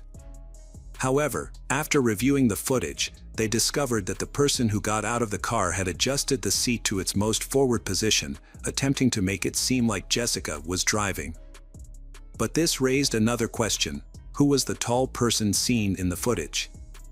Michael, he, stood at around 6 feet tall. The police brought him in for questioning, and he denied any involvement in his wife's disappearance, claiming he was at work when the kindergarten staff called him. Detectives verified his alibi by interviewing his colleagues and tracking the geolocation of his phone on the day of Jessica's disappearance. The evidence confirmed that Michael was indeed at work at the time, which meant the person in the footage was not him. For days had passed since Jessica's disappearance, and her children were struggling to cope with the stress and uncertainty. Despite the ongoing search efforts, no leads had been found. Investigators re-examined the footage of someone exiting Jessica's car, but the person's identity remained a mystery. However, upon closer inspection, the officers noticed a detail they had previously missed. A minute after the unknown person disappeared from view, a white SUV, likely a Ford, left the scene. This new information led the police to Greg, Jessica's stepfather, who matched the suspect's height description and owned a similar vehicle. The police requested that Greg come to the station for questioning, leaving him shocked and dismayed to be considered a suspect in his stepdaughter's disappearance. Greg claimed that he had left his car at a service center for repairs and that a neighbor had given him a ride there to pick it up. He then stated that he had stopped at an Exxon gas station to grab a bite to eat. However, the police obtained CCTV footage from the gas station, which showed Greg driving past the station just 2 minutes after leaving the service center. It turned out that Greg had lied about stopping at the gas station. Further investigation revealed that Greg's entire story was fabricated. His neighbor denied driving him to the service center, contradicting Greg's claim. This led detectives to suspect that Greg might have been involved in Jessica's disappearance. By piecing together the evidence, investigators concluded that Greg was likely at home when Jessica arrived. It's possible that something happened, and Greg drove Jessica's car to a parking lot in the city center. The police searched Greg's house, where they found evidence that contradicted his alibi. The fax machine, which Greg claimed was not working, was found to be functional, and its usage history showed that Jessica had indeed sent a fax from the house on the day of her disappearance. Furthermore, a trash can in the basement contained napkins with bloodstains, and Greg's shoes, which were found in a dumpster on the street, had dried blood on them. Donnell reported to the police that Greg had requested an early trash pickup the day before, which seemed unusual at the time, especially since the trash can wasn't full. In hindsight, this could be how Greg disposed of evidence related to cleaning products and rags used in the house. During a second interrogation, the police confronted Greg, stating that they knew his previous statements were false and that they had found evidence in his home. They also informed him that they were aware Jessica had been at his house on the day she disappeared. Greg then began to talk. Greg claimed that when he returned home on the afternoon of November 21st, he found Jessica's car in the driveway and bloodstains on the carpet. He alleged that Jessica was already dead when he arrived and that he panicked, fearing no one would believe him. He supposedly drove Jessica's car to a city center parking lot and then returned home. Greg also stated that Jessica had outstanding debts, which he claimed led to her death. However, detectives later discovered that this was another lie, and they found evidence that Greg had purchased adult toys the day before Jessica disappeared. The investigators were fed up with Greg's inconsistent stories, so they directly asked him where he had hidden his stepdaughter Jessica's body, explaining that an autopsy would provide answers to many questions. Realizing he was caught, Greg changed his story again. This time, he claimed he was at home watching adult videos when Jessica arrived and asked to send a fax. According to Greg, he was standing behind her as she used the computer, and he became aroused and developed a desire for his stepdaughter. Without saying a word, he allegedly pulled out a gun and shot her in the back of the head. Then, he moved Jessica's body to the bedroom. Greg then drove Jessica's car to a parking lot in the city center, where he had previously left his Ford for repairs. To mislead investigators, he adjusted the seat to make it appear as though Jessica was driving. What Greg said next shocked the investigators. After returning home, he set up a video camera near the bed and recorded a video of himself with Jessica's body. The police later found this disturbing video on Greg's computer. Greg confessed to wrapping his stepdaughter Jessica's body in a blanket and hiding it in a ravine near his home. He claimed he was not a bad person, but had lost control. After the crime, Greg's life fell apart. He lost his business, home, dogs, and wife. However, he never mentioned the loss of Jessica. Jessica's mother, Danelle, was shocked to discover that her daughter was dead and that her husband was responsible. The authorities announced Jessica's death, stating that she was a victim of homicide. The district attorney, John Morganelli, expressed skepticism about Greg's version of events, but believed there was a sexual motive behind the crime. The prosecutor's office examined the evidence to determine if Greg had planned the attack. Jessica's family released a statement thanking law enforcement, the media, and the public for their efforts. They described Jessica as a beautiful and vibrant young woman who was loved by her family and friends, and stated that her loss made the world a darker place. Gregory Gregg, 53, was charged with the murder of Jessica Padette. Initially, investigators suspected that Greg had tried to persuade Jessica into a romantic encounter, but when she refused, he killed her to avoid exposure. However, this theory was difficult to prove due to the lack of defensive wounds on Jessica's body. She died from a single wound to the back of her head, which corroborated Greg's testimony. Under Pennsylvania law, Greg could have faced the death penalty, but since Jessica was already dead when he committed the second part of the crime, the prosecution could not pursue the death penalty. An examination of Greg and Jessica's computers and phones revealed no evidence of a relationship beyond that of stepfather and stepdaughter. The trial began in 2015. District Attorney John Morganelli noted that Greg's lawyer, John McMahon Jr., failed to submit the results of a mental health evaluation for Greg. McMahon claimed that he had Greg evaluated for a possible insanity defense, but the evaluation found that Greg did not have a diminished mental capacity, so McMahon did not use it in the trial. During the trial, the jury was forced to watch a disturbing 6-minute video that Greg had recorded, which showed him committing heinous crimes using adult toys he had purchased the day before. The jury was reluctant to view the video, but the judge ruled that they were obligated to watch it before reaching a verdict. Greg's lawyer argued that the crime was not premeditated and that his client should be charged with a third-degree crime rather than a first-degree crime. In response, Northampton County District Attorney John Morganelli presented the video as evidence to prove that the crime was, in fact, premeditated. Morganelli explained that this was necessary to convince the jurors of Greg's guilt, despite the disturbing nature of the footage. The jury delivered a unanimous verdict in just 6 minutes, finding Greg guilty of taking Jessica's life and desecrating her body. As a result, the court sentenced him to life imprisonment without the possibility of parole.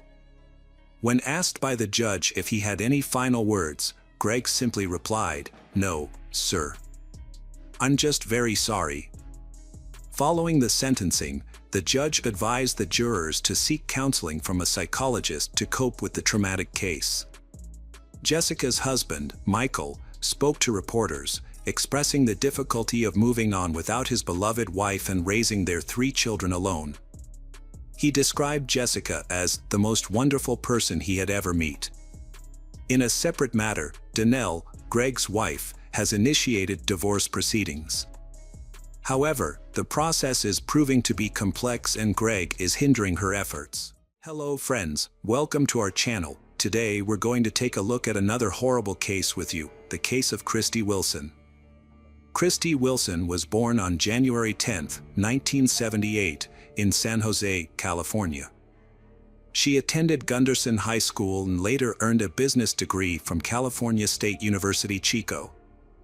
Her parents, Debbie Boyd and Patrick Boyd, described her as an exceptional student and athlete. After college, Christy landed a job at a tech company near Sacramento, where she worked until the high-tech crisis led to her job loss.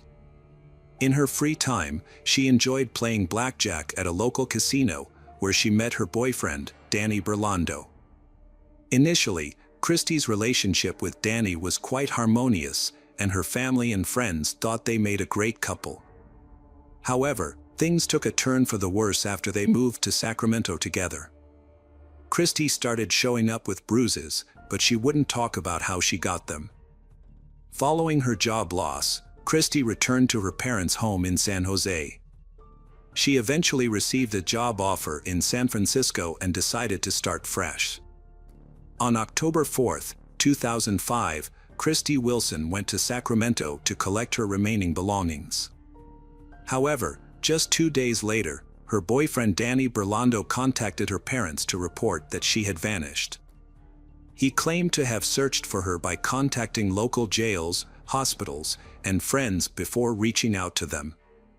The police were also informed about Christy's disappearance. According to Danny, Christy visited his apartment on October 4th.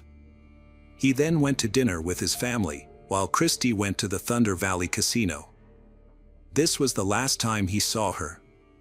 It's worth noting that Danny's family didn't get along with Christy, which is why he attended the family dinner without her.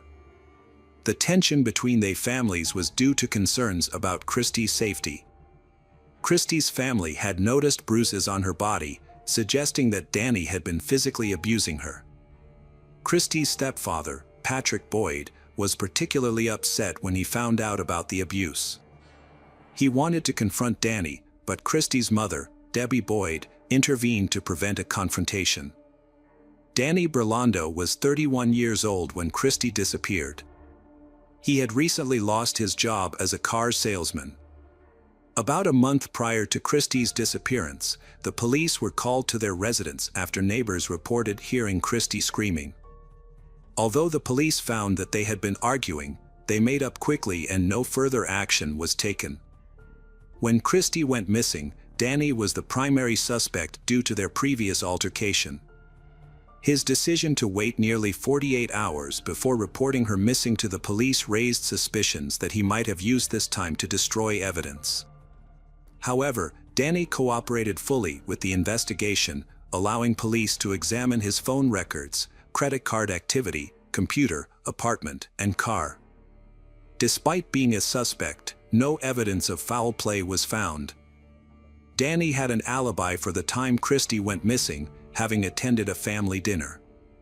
Before reporting her disappearance, he attempted to contact Christy 78 times, but she did not answer. The police interviewed Christy's friends and family, and reviewed her phone and credit card activities, but found no activity on her bank account since October 4th. Christy's family and the police worked together to find her. They searched the area with dogs, volunteers, and a police helicopter. Her family asked people to share any information they had about Christie's whereabouts. Danny searched for Christie on his own and visited the Thunder Valley Casino. The casino staff couldn't give him any useful information. However, he found Christie's car in the parking lot. The investigators arrived at the casino and confirmed Christie's car was still in the parking lot. This finding caused confusion rather than answers. There were no signs of a fight or other suspicious activities around her car. The big questions were whether Christie left the casino on her own and why her car remained there. Detectives reviewed security footage inside and outside the casino, hoping to understand what had happened. At the same time, the police conducted another search of Christie and Danny's apartment, but it yielded no results. Meanwhile, Christie's stepfather, Patrick, a police officer, organized a search of a nearby river, but nothing was found. The investigation shifted its focus to Thunder Valley Casino, where Christie was last seen. Using her player's card, investigators tracked her movements and discovered that she played blackjack around 11 p.m. The casino's recordings showed Christie sitting at a table with a man, but Danny was nowhere to be seen. The man and Christie appeared to be communicating, congratulating each other on wins and offering comfort when they lost. They spent about 6 hours together at the casino, during which the man was seen putting his hand on Christie's shoulder. Christie had a night of mixed results. She began well, winning and keeping a good count of the cards. However, as the evening progressed, her luck turned, and she started to lose. As she consumed more drinks, Christie became increasingly agitated and lost control. The casino staff eventually asked her to leave, but the man intervened, saying, "Don't worry, I'll take care of this beauty." Shortly after, the man and Christie left the casino together, as captured on camera. During a visit to Thunder Valley, detectives made a significant discovery when casino employees found a mobile phone under a blackjack table. The phone belonged to Christie, and it's possible she had unknowingly dropped it. This development hindered the police's plan to track Christie's location through her phone. Further investigation of the CCTV footage revealed that Christie and a man she had met at the casino left the blackjack table and went to the parking lot 4 minutes later. A white car, later identified as belonging to the man, left the parking lot, while Christie's vehicle remained in place. The detective suspected that Christie might have left with the man in his car. The police needed to determine whether Christie had willingly accompanied the man or if he had forced her into the car. After analyzing players' card data, detectives identified the man as Mario Flavio Garcia, a 53-year-old family man from Auburn with a successful IT career. As the investigation progressed, the detectives discovered that the white car seen in the CCTV footage belonged to Mario Garcia, making him the primary suspect in Christie's disappearance. However, the footage showed that Mario Garcia appeared to be alone in the car when he left the parking lot, and Christie never returned to her vehicle.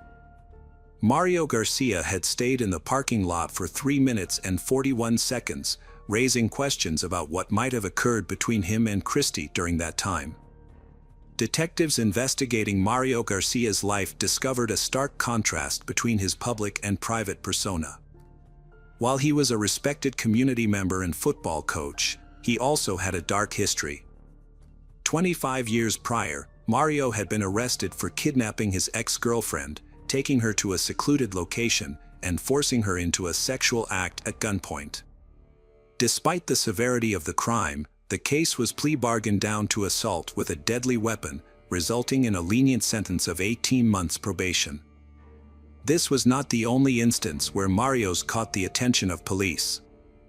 In another incident, Mario was involved in a tumultuous relationship with Lynette Smith.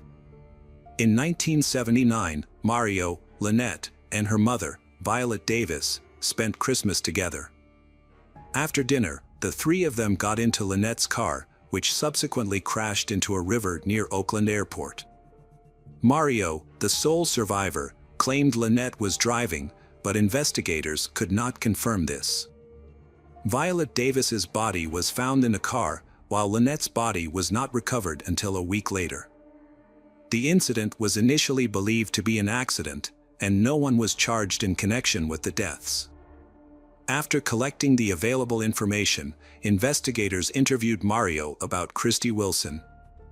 He maintained he was unaware of her disappearance and stated that they left the casino together, parted ways politely after exchanging goodbyes, and went in different directions. Although he claimed to have headed home immediately, his words couldn't be confirmed or disputed through the casino's CCTV footage. Nonetheless, by reviewing security recordings from surrounding locations, investigators ascertained Mario lied. CCTV evidence outside of the casino caught Mario heading the opposite way of his claimed direction after they were separated. Mario claimed to have gone straight home and fallen asleep at 8:30 a.m. after leaving the casino. However, his wife refused to cooperate with the police, leaving detectives unable to verify his alibi. A review of Mario's cell phone records revealed discrepancies in his story. A call to his wife at 7:51 a.m. was made from a cell tower located far from his house, indicating he did not go home immediately after the casino. Mario also stated that he arrived at work at 9 a.m., but a colleague reported that he was late, arriving around 10 a.m. Further investigation revealed that Mario had scratches on his arm and a bruise under one eye the day after Christy Wilson's disappearance. When questioned, Mario attributed the injuries to a fall from a tree while pruning. However, detectives were skeptical of this explanation, as it is unlikely that someone would prune trees at night. The police asked a forensic expert to examine Mario Garcia's injuries. The expert found that the scratches on Mario's face and body didn't match the kind of injuries you'd get from falling out of a tree. There were 4 parallel scratches on his face, and 3 more on the left side of his chest. This was suspicious because Christy Wilson was right-handed. The police suspected Mario was involved in Christy's disappearance, so they got a search warrant for his car, home, and computer. Mario had claimed he went home after saying goodbye to Christy in the parking lot, but as investigators searched his car, they started to think Christy was probably dead. Mario had tried to clean up his car, washing both the inside and outside, and even throwing away the trunk mat. However, he hadn't been able to get rid of all the evidence.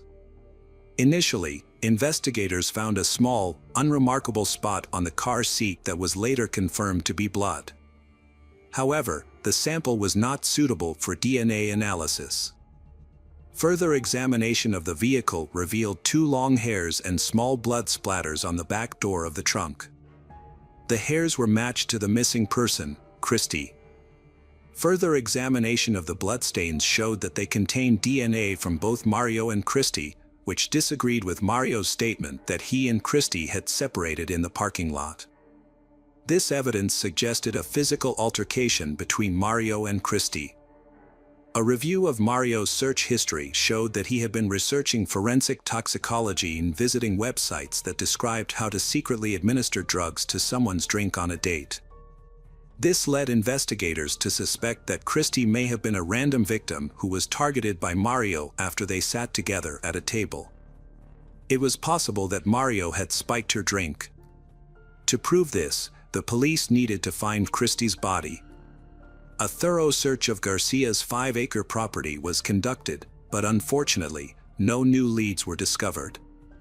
Mario Garcia was arrested and charged with kidnapping and murder despite the absence of Christy Wilson's body. He maintained his innocence throughout the trial, which began on September 11, 2006.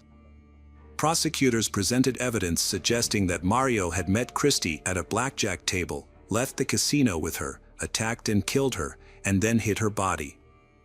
During the trial, Mario questioned the validity of the evidence, pointing out that only Christy's DNA was found on his car door, while the DNA of his family members and others who had been in the car was not detected. He suggested that the police had planted Christy's DNA as evidence. Mario stated to the court that he would not request leniency or pardon, claiming that he was innocent and did not commit the crime.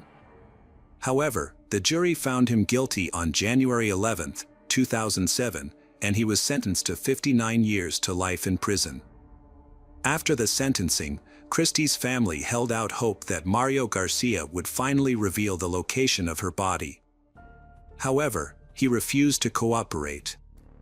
As the years went by, the family struggled to move on with their lives, which had been forever changed by the traumatic experience. Mario's repeated appeals only added to their distress, despite being unsuccessful. The ongoing appeals prevented the family from finding closure and moving on with their lives. In 2018, Mario offered to provide information about Christie's body in exchange for an early release from prison. However, Christie's mother, Debbie Boyd, was unwilling to negotiate with him. She felt that using her daughter's body as a bargaining chip would be unacceptable. The police then turned to Mario's family for assistance, knowing that his ex-wife, Jean, had divorced him after his imprisonment. Jean eventually lost faith in her ex-husband and began to suspect that he was involved in Christie's disappearance and death. As part of their investigation, police spoke with Mario Garcia's sons, Chris and Andy, asking them to recall any details about the days surrounding Christie's disappearance and their father's subsequent arrest. The police were particularly interested in learning about any changes in Mario's behavior during that time. Chris remembered that he had a football game around that time and saw his father working frantically on a tractor on their plot. Mario's eyes had a wild, frantic look that caught Chris off guard. When Chris asked his father to attend his game, Mario firmly refused, saying he's not going. This response struck Chris as out of character for his father. At the request of investigators, Chris accompanied them to his childhood home.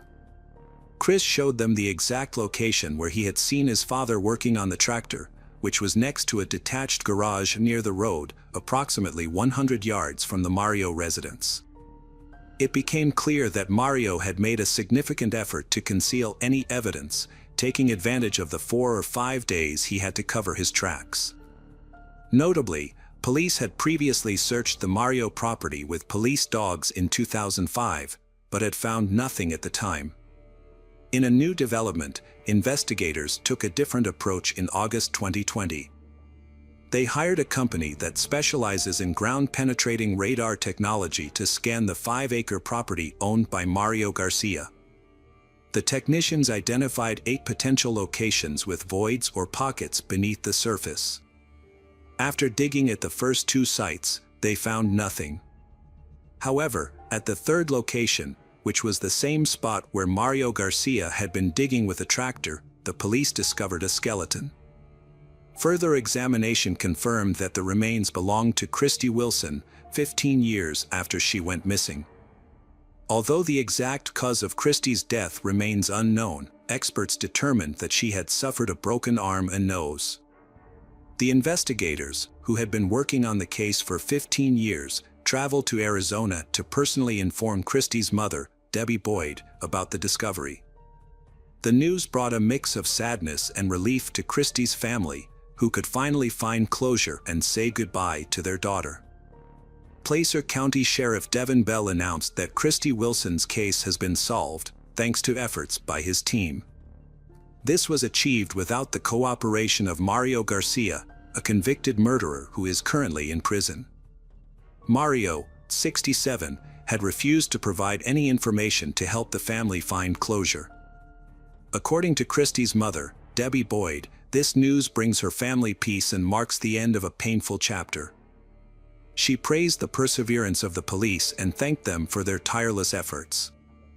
Notably, Mario had died of pneumonia in 2020, but even his death had brought some peace to the family. Mario had never pleaded guilty to any involvement in Christy's disappearance, despite her remains being found on Mario's plot in 2005.